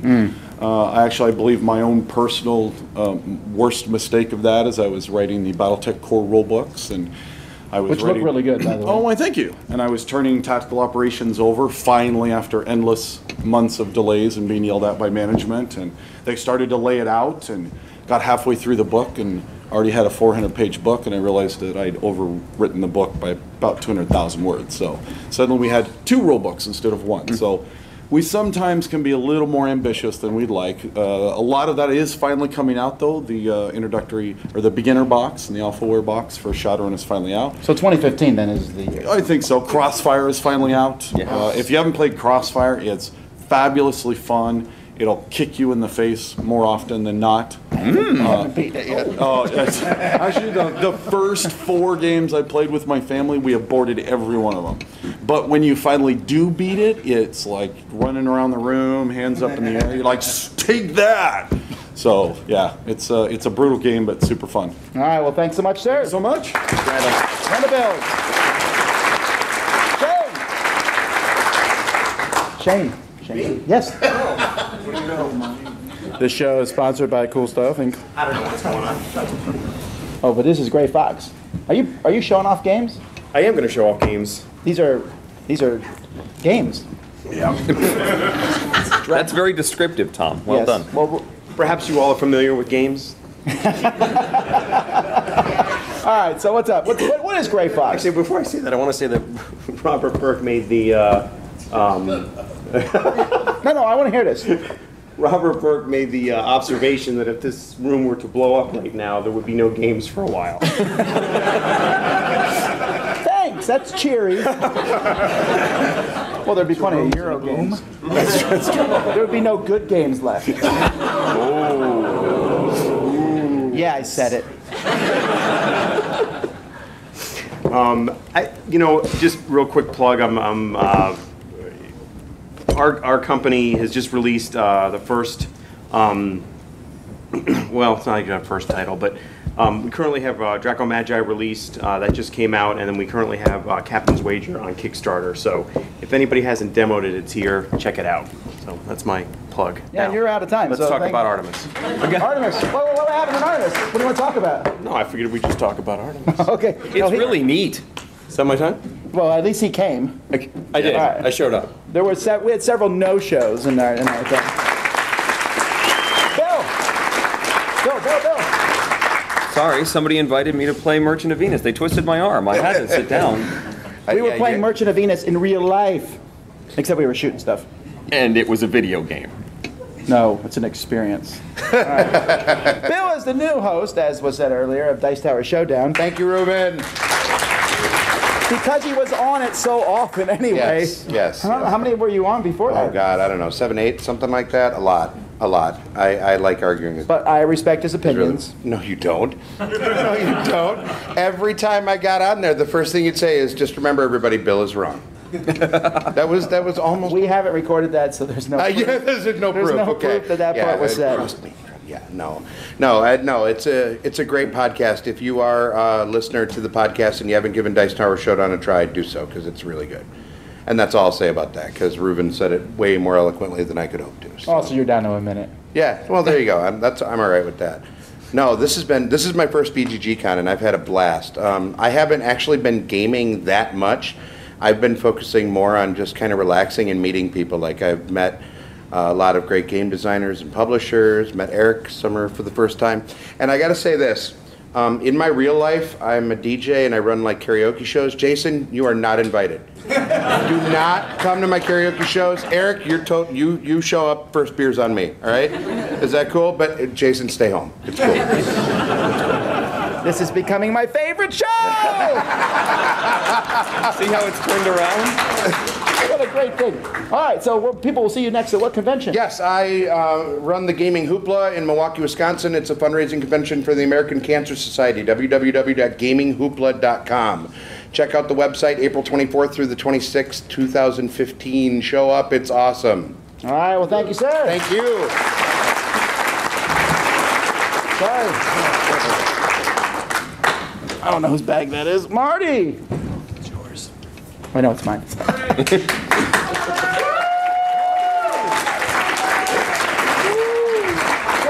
take a vlog tomorrow, man. Okay, fair enough. Okay, when we're good Southern boys, so whenever you visit somebody, you must always bring a gift. Okay. So we have brought each other a gift, something from the South. Oh. We should have brought 3, I'm sorry, Erik. 2 RCs and 2 moon pies. Whoa! Moon pie. But the moon pie is... Oh, there you go.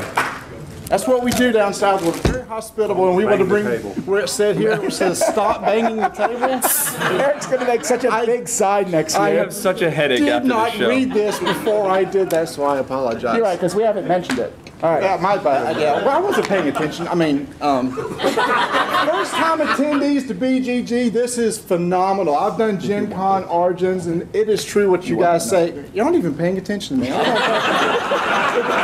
man, we brought food. They're all engaged in it, and we just did our 50th show. We're along that lines, and it's been phenomenal being on Dice Tower Network. So along those lines, we're here, first timers here. It's been great meeting everybody. Yeah, we got to play so many great games. Like some other people, we got to try Spyfall. If you get a chance to try it, it's somewhere in a distant future. It's going to be a really good game, but we got to try that. It was a lot of fun. Now, here's the thing: is we didn't bring just gifts for them. We have a few that we want to throw out to you guys. You know what those ball games where they have the cannons that shoot out the balls and stuff like that? Yeah. We got a moon pie cannon, so is anybody out there interested in a moon pie? Here we go! Come on! We got moon pies coming across the room! I'll donate mine. Anyway, don't forget over there, that side of the room. You almost took off Dan King's head. Moon pies into the audience. For the audience. We actually gave one of these to Englstein Chevy Check today from Portal Games. He was so happy. He was like, "What is this?" And I said, "Take it with you." And Tony said, "Magic." You should have said. Tony said, "You can give this away to somebody." He said, "Oh no, I take this with me." So it has been such great meeting everybody and stuff like that. So we hope you enjoy those moon pies. They are not diet, so sorry. Thank you. I think that you're everyone's favorite guest currently. Yes, sir. Rolling dice, thank you, James and Tom. One last thing before we get off of here.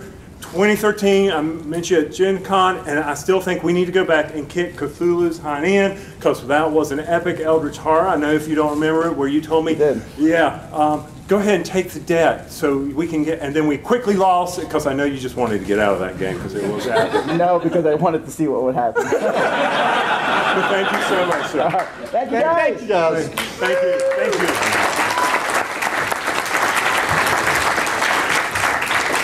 And now we have the sheriff. Who's next? Greetings from the land of Nottingham. We're so glad to be in this land called BGG.con. Who is this con of BGG? Oh, Eric. Oh, I see, sir. There's something afoul in the state of Nottingham. And it is not chicken I speak, nor of the smells that emanate from this one. There are foul merchants in the land trying to pass their contraband, pepper, and other vile goods. Silk! Pinch John runs around half naked. What does he need silk for? And mead. I prefer the mead. But you, sir, shall now be entitled to something of a deputization from the good sheriff. You will be in control now of all that is dice. I present thee now with an emblem of your very own on his great achievement of Dice Tower Essentials. Oh.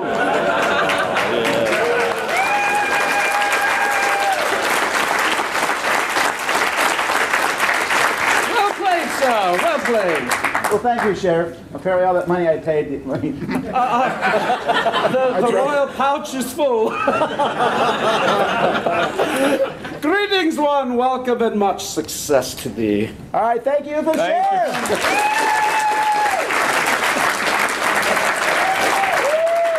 I know what Tom's wearing for the next several reviews. That's right, I am going to wear this for reviews. All right, Patrick. No. Thank you. All right, so what's up? Hey, how are you? Don't bang the table. Apparently, I've been told to stop banging the table. All right, so what? I'm not going to. So what games have you played that are super fun? Super fun games that the Sheriff of Nottingham. I just played it last night for the first time. Did you like it? I liked the epic turn in which I got 4 pieces of contraband in one turn. No, you guys can do better than that. Come on, 4 pieces. I've done 5. That figures.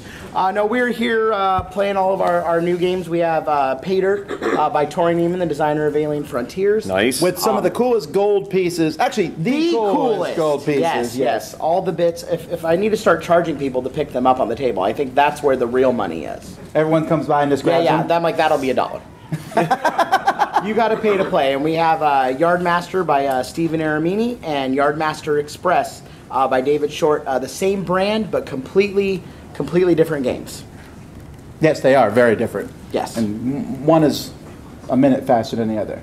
a little bit more than that. Yardmaster Express is a 5 to 7 minute drafting game, and Yardmaster about a 20-minute set collection hand management. That's the publisher, what they say. But it's really like 10 minutes and 11 minutes. Tom apparently plays one on speed and one on downers. I play all my I'll just shut up there. Yeah. I don't want to imagine Tom on speed. Who's really banging on the table, Tom? Okay. Anything else? No, keep having fun, people. And catch Council of Verona on Tabletop Christmas Day, cat out of the bag. I'm probably going to get in a lot of trouble for that. We won't post that. It's okay. You'll come see me in jail. Is there such thing as a cardboardical visit? That meant to play games. Play games. Okay, so our next person. Hunter. Oh boy. So much editing Eric's gonna have to do. I don't know if I can follow up moon pies and the sheriff. That's rough. We're already letting you talk more than you got to talk at Gen Con. Yes, I got to wear a dress apparently. That was my lot in life. But yeah, it's awesome. It's my first trip to BGG.con, even though I live like 3 hours away. It's been crazy. I played more games in the first night than I played all of Gen Con, and that was insane. But yeah, I do weapons grade tabletop, review games, and I do a thrifting show that I do now, which is called Big Game Hunter, and I go around finding cheap games at bookstores and All right, well, tell us the best game you found. Oh man, ooh, preview I guess. I just found Twilight Imperium. How much? Under $30. Wow, nice. Where'd you find it? Half Price Books in Austin, somewhere in Austin. Sam Healy's sitting somewhere that's mad that someone sold their copy. Yes, yes. They sold all their expansions too. I didn't get a chance to get those though. Oh, okay. For a moment, I thought you got both expansions, and that was I was close, but no, I need to play it first. But yeah, I was really excited about that one. Now I found some pretty cool stuff, and then throw it up on there. I used to find a lot more, and I started filming, and I didn't find anything. Did you ever find a box of a game and open and find something really weird inside? Yes, I found a copy of Fresco, and I opened it up, and there was no pieces, and I pulled the tray up, and it was dried leaves. And then it was pieces. And I had no idea. I still bought it because it was all there, and I just took the leaves out. I was very confused. What kind of leaves? It was like oak leaves, like they went on a picnic and just dumped it in there and just didn't care. And then just took it home and let it dry. I don't even know how to respond to that. A tale of amazement. All right, well, thank you so much for coming on.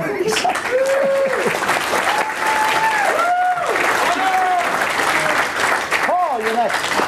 Paul from Shut Up and Sit Down. Hi. Thanks for having me. This is the second time you've been on the Dice Tower, if you remember. It's the first time in person. That's we're true. Well, we're podcasting now, aren't we? We are. We're together. At this Which moment. is what matters more. Well, this is your moment. I told you 25 hours ago that you could talk about whatever you wanted. Whatever you were I wanted. excited. Yeah, and the thing is, I came up with a whole list of topics, and one of the topics was the topic of trying to come up with what you want to come up with. But that just gets recursive. And I thought, a lot of people have done a bit of sort of self-promotion, so while I'm up here, it would be bad if I didn't say that among the things I do, I'm also involved in the new Kickstarter for Paranoia, which is being rebooted, although that's a role-playing game, so we shouldn't really talk about that. It's not quite the right It's a call. secret cousin. We're good with it.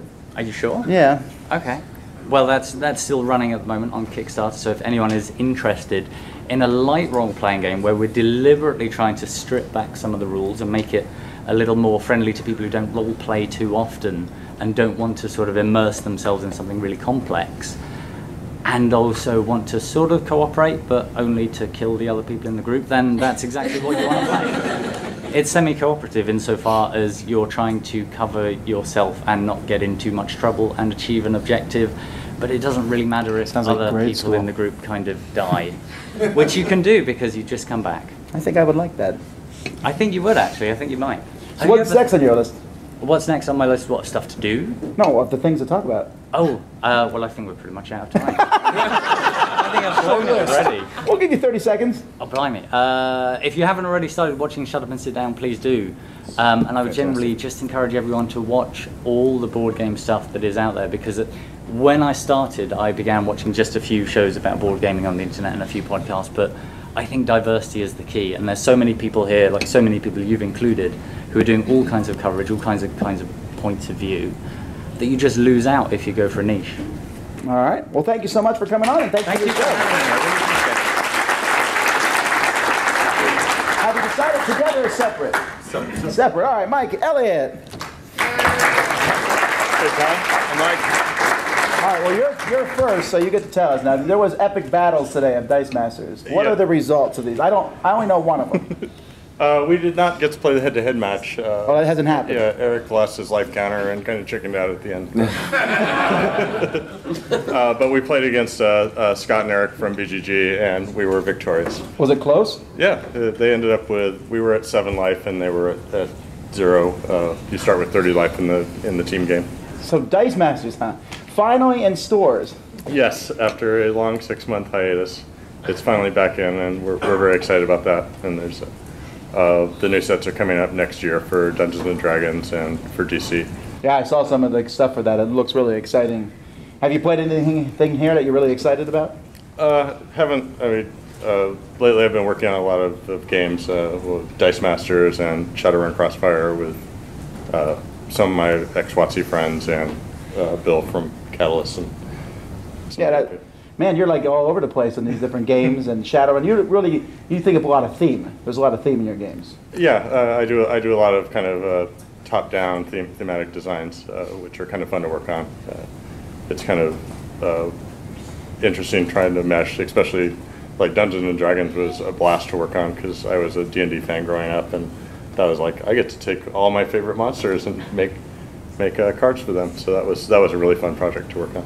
Yeah, I'm really looking forward to that. To just playing it, to mixing it, have Spider-Man fight a beholder. It just sounds like good fun. All right. So anything else? Exciting news, upcoming secret games that no one knows about, but you can tell us now. We've got a lot of new projects coming up. I've been getting back into board games after taking a year getting kicked to the curb in mobile gaming. So expect to see more in the next couple of years. All right. Well, thank you very much, sir. Thanks, Tom.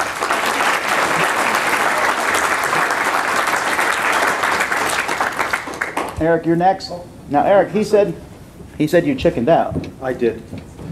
I was very excited about this game. You were? Well, I had money on it. Oh, and I won. No, you chickened out, he said. I won. So, tell us about this upcoming Midgard thingamabobber. Midgard thingamabobber. So I've got, I'm doing a board game that's a spiritual successor to a board game I did with Z-Man many years ago called Midgard, about Vikings, pillaging, and fighting and dying gloriously for Valhalla, but for points. And so it is, I've been sort of labeled as the guy who makes Euro trash games, as they call it, Euro-ish discipline and Ameritrash beat 'em up theme, and that's my label. I'm sticking to it. But the new version is coming. What's it called? It is. Oh, it's called Blood Rage. Sorry, it's called Blood Rage. Yeah, that doesn't sound Euro at all. Okay.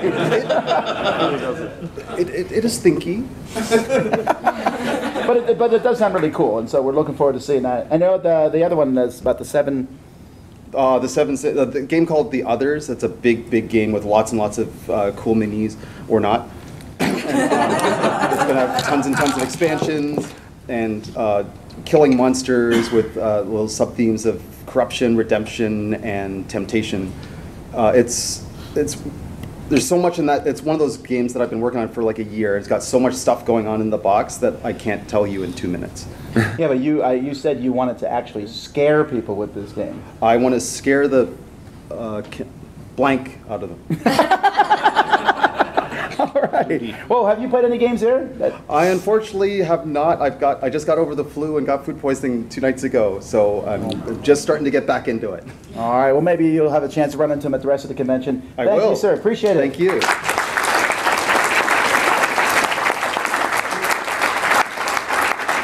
right. We need another chair. Scott and Brian from Arcane Wonders. Hey, nice badge. Yeah, I really like it, but it was starting to weigh on me a bit. Hey, I can. The responsibility weighed on you. Is that what you're I saying? have to say it's a pleasure, Eric, to finally be on your show. Thank you. Thanks for coming.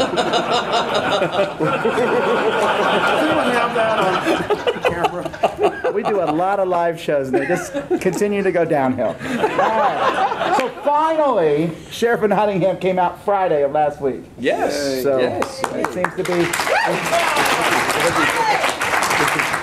Unless, wait, are you bluffing? Or is that? Okay, all right, okay.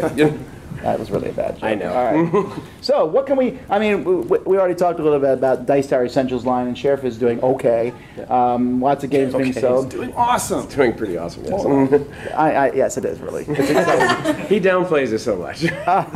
But there's also other stuff coming from Arcane Wonders in regards to Mage Wars. Yeah. Tell us about it. We got a lot going on. So we just recently announced a partnership with Dynamite Entertainment. We have a book coming out in January called Nature of the Beast with them. That's going to lead to e-novels. It's going to lead to comic books and more things about our universe for Mage Wars.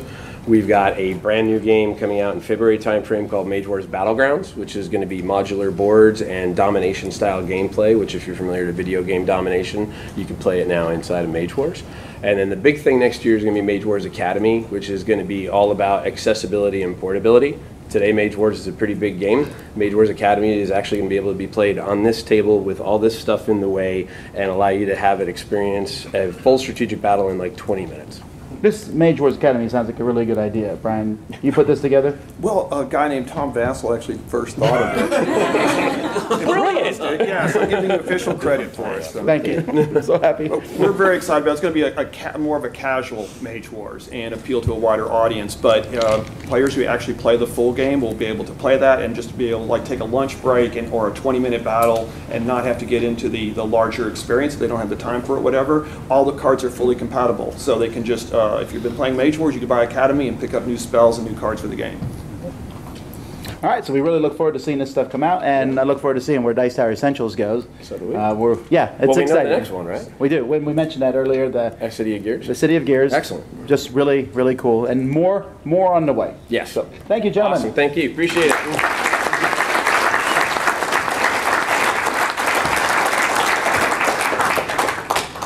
All right, Jared, come on down. Up. Down. Greetings. Jared is one of our newer contributors to Board Game Breakfast, the Whitleypedia. Yes. Lots of stats. You got a stat for us now? What is the #1 board game convention in the United States? Come on, so they can hear you on YouTube. Okay, well, whatever. Are you serious? That's such a loaded question right here, right now. Just trying to get them more involved. But I mean, we're at BGG.con, but this is a Dice Tower show. It's so confusing. Exactly. It's like a real live comment section. Okay, so that was your stat. Yes. Sorry. But you just asked and then didn't give us the right answer. Well, you'll need to tune in next week to find out. We're coming back to do this next week? No, but, well, okay, you got me. Okay. So you like to put stats together about games and all these things? Yeah, I started doing the segment, and I'm glad that Tom has given me a chance on Board Game Breakfast, because we have all these different rankings. I think People's Choice on the Dice Tower is so much more valuable, if I can say this, than the traditional Board Game Geek ranking. And I did it to coincide with the release of the People's Choice. Don't worry, blame me, and I don't blame him. And so it's been great. It's great that there's been a lot of attention to it. You know, back there are all the board game administrators. Okay, I'm just saying. Okay. I know. So, but I do like stats, and I'm really glad to see this game above that game. And most people say, does it really matter if something is ranked 47 or 48? And it doesn't, but at the same time, it does to me. I don't know why. That just matters. Because, no, listen, if you say, do you want to play this game or this game? I want to play the game 47 more than the game 48. Sometimes. Sure, and to me the most important thing is what to show new players to the hobby. to introduce them, because people like you and me have played a lot of games. We have our opinions formed, but if someone's new and you want to show them, here's a list of 10 games you should play, that's an extremely useful resource. All right. Well, thank you very much, All right, sir. thank you.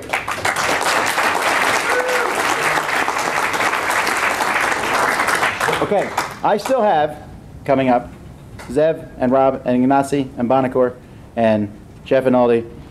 But is there anyone else who wants to come up for 2 minutes? Right now, here's your chance. Jason, over here. No, it can't be someone else who's already come up. Definitely can't be someone who sang. Okay, then we get to talk to Erik Herman again. Hooray! Do you have another album you want to plug? Well, my last non-comedy album is a music album called Party Animal, and this album features both Tom and Erik for about a half second each. I don't actually... Did I know this? Yes, you did. You should know this. You said yes to it. Yeah, it's hilarious. I'm not going to spoil it, but he agreed to do it, but he said, oh, just pull it off one of his videos. So I wow, I really don't remember this at all. And it's what's funny is that the segment later. There you go. The segment when I show up, Tom immediately comes in right after me to essentially counteract what I just said, and he doesn't even know what he did. There's a song called A Million Ways to Play, and there's a laundry list at the end of everybody talking about things they like to play. So there's various things kids sing, things they like, and there are several modern board games mixed in there. You can probably guess. Oh, I remember this now. This is why we plan our shows way ahead of time, because Erik always reminds me. I can't remember these things. All right. Okay. Well, great.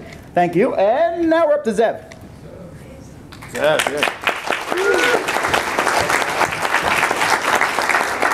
Now, Zev has played games, and today we talked about your favorite game, but you've said you've played a game now that is like the best game you played in 5 years. Yes, I have. The English name is Mysterium. Yeah. I'm not even going to try the Tamanichi Damasto or something. Yeah, it's just a fantastic game. What is it? I will correct that. Okay, thank you. Yes, you'll hear more from me over there. Yeah, it's just a great game. Again, one of those games that are just different, unlike anything you've really played before. And just a plug, just like Tragedy Looper, for example. I see, so I brought it back. Yes. So what have you? Been playing that's really fun besides that? You know what? I've done mostly prototypes. I did a game of Time's Up. I always have fun with that. Did you really? Oh, I got to play with some really good friends, and it's a blast. Just the stuff going on in between the rounds and just talking. It's wonderful.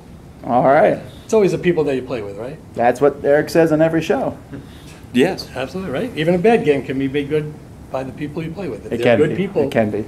Absolutely. Which is good, because otherwise my life would be pretty terrible sometimes. I think gaming would be a lot less than it is if that's how it was. We don't just buy the games, the quiet games. Yes. No one talks. And all right. Well, thank you, sir. Thank you. Take it.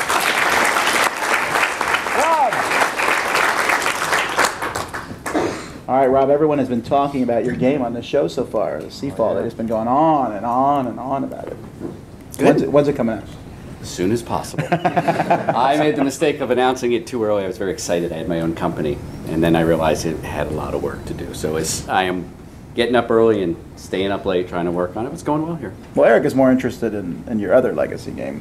That's what he said. Oh, the Pandemic Legacy. Pandemic Legacy, yeah. Just turn that over.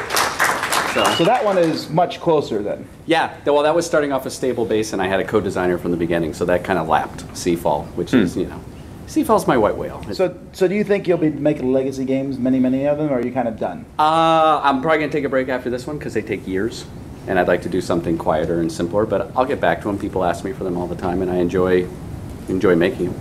You've moved in basically freelance designing, so how's that going? What do you think of it? It is a lot of work. I like it. Because I worked at Hasbro, I couldn't start on any of my designs until I decided to stop having a paycheck. So I've spent 2 years basically ramping up and getting things. So there's this like 2 to 3 year lull between when I left Hasbro and when you'll start seeing stuff in print. But we're getting there.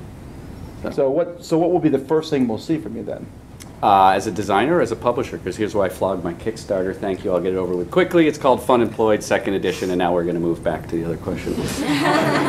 the designer. What design game will we see first from you? Probably, maybe Pandemic Legacy. Wow, are you excited now? Maybe. I'm very excited. Yeah. He said this, he's like super excited. Or V Wars. I'm working on V Wars, which is a game tied in with IDW Comics, based on the vampire thing. Yep, I'm working on that as well. I'll be testing that tomorrow. So if people want to play a very crazy hidden trader game, come around. I'll be playing that. So it's kind of interesting. You have all these different games, and you're working with a license there. Yep. With the V Wars, what's that like?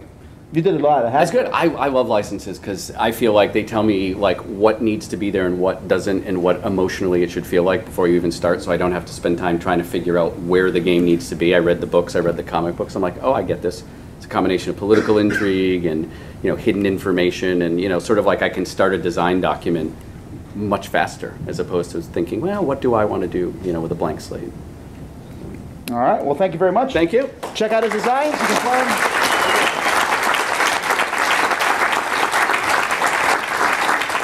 Nazi. Hello. I love it. I love that. You can try it. Chevy check. Chevy check. That's like the one name I know how to pronounce correctly. Thank you. But tell us how to pronounce the other game correctly. It's obviously Tańcze domostwo.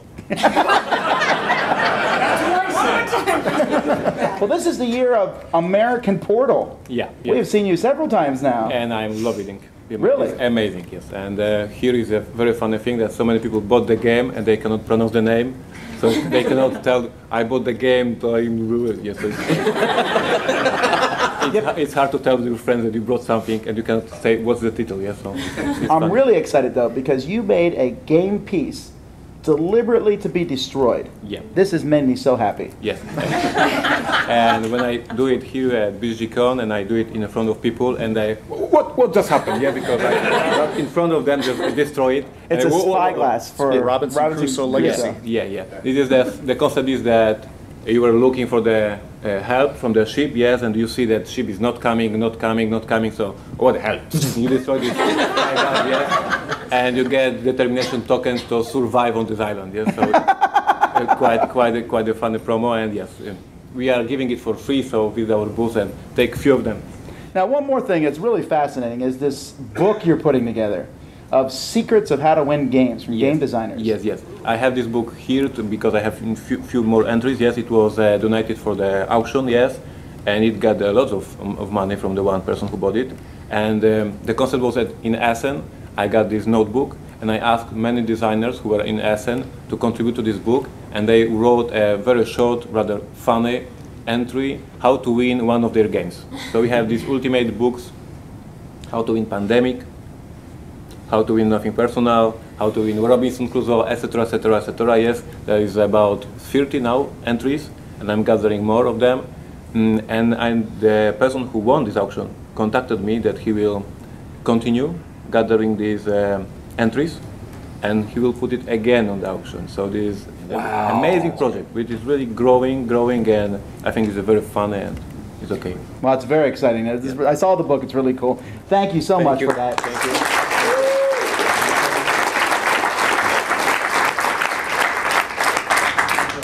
Well, I think we're kind of out of time. Yeah. Oh, no, we're not out of time. All right. Come on, Steve.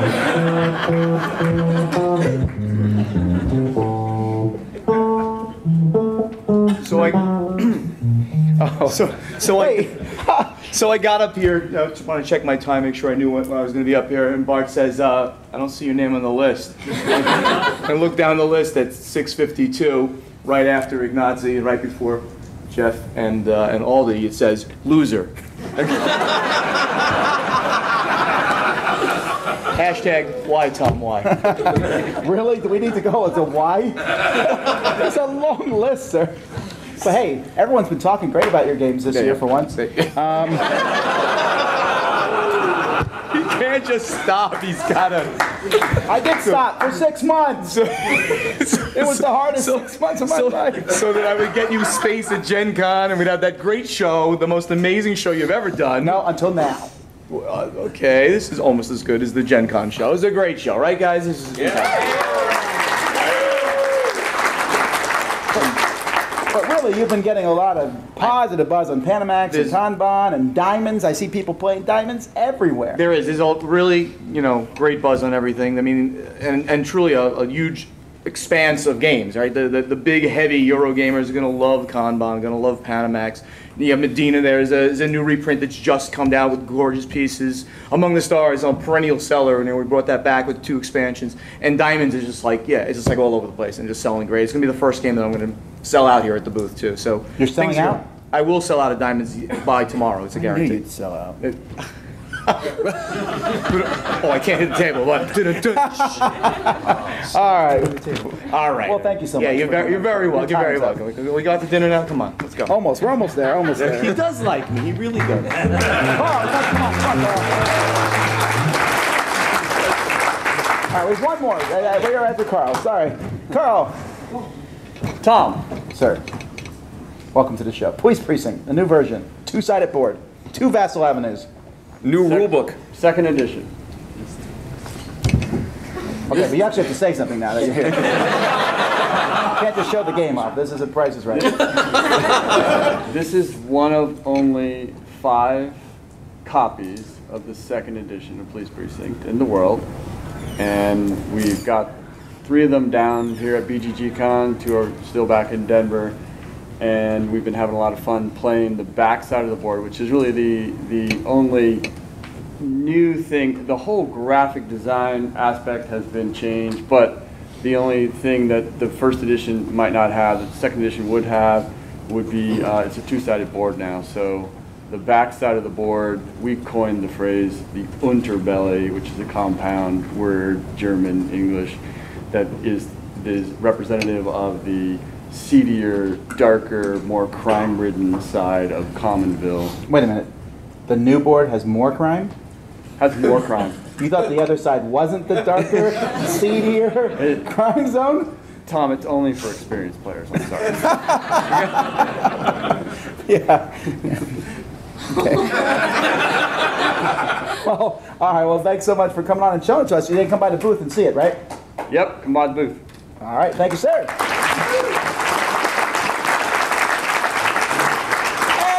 Finally, Scott Alden and Jeff Anderson from Portland, Oregon.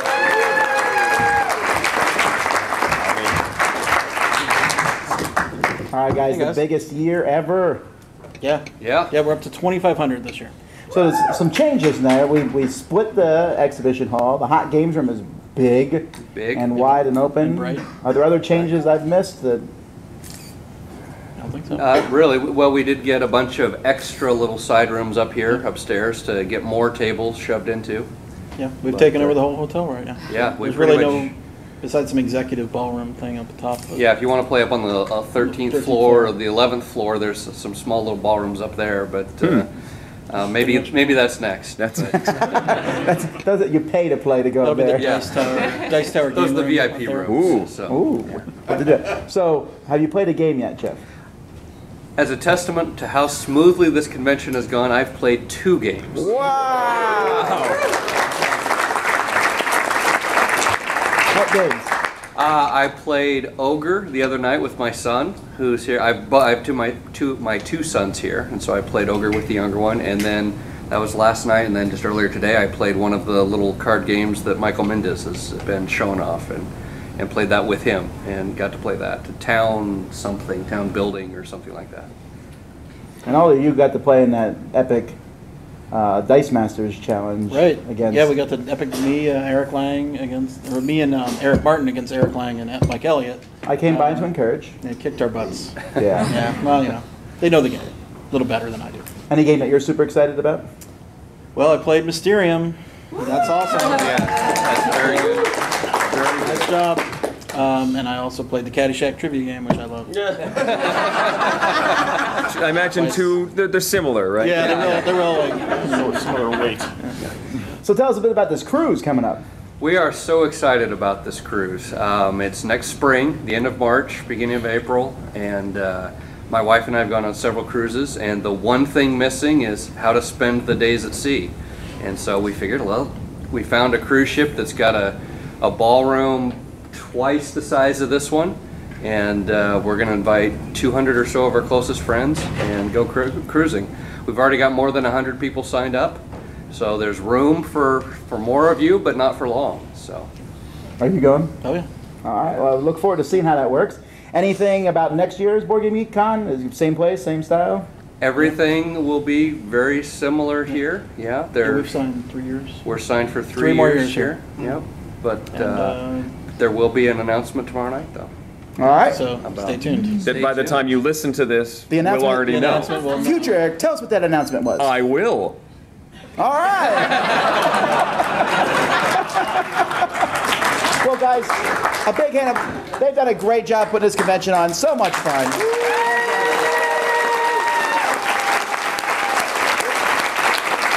Thank you guys so much.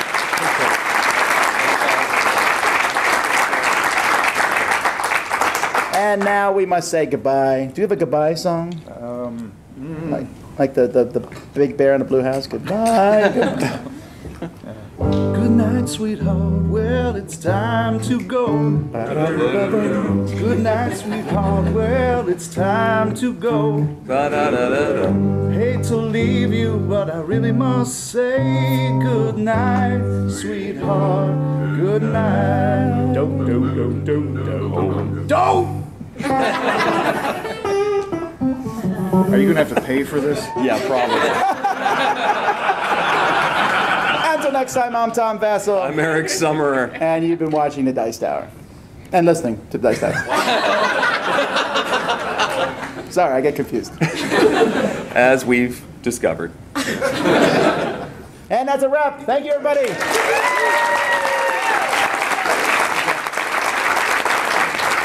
job, guys. Thank you, sir. Great job.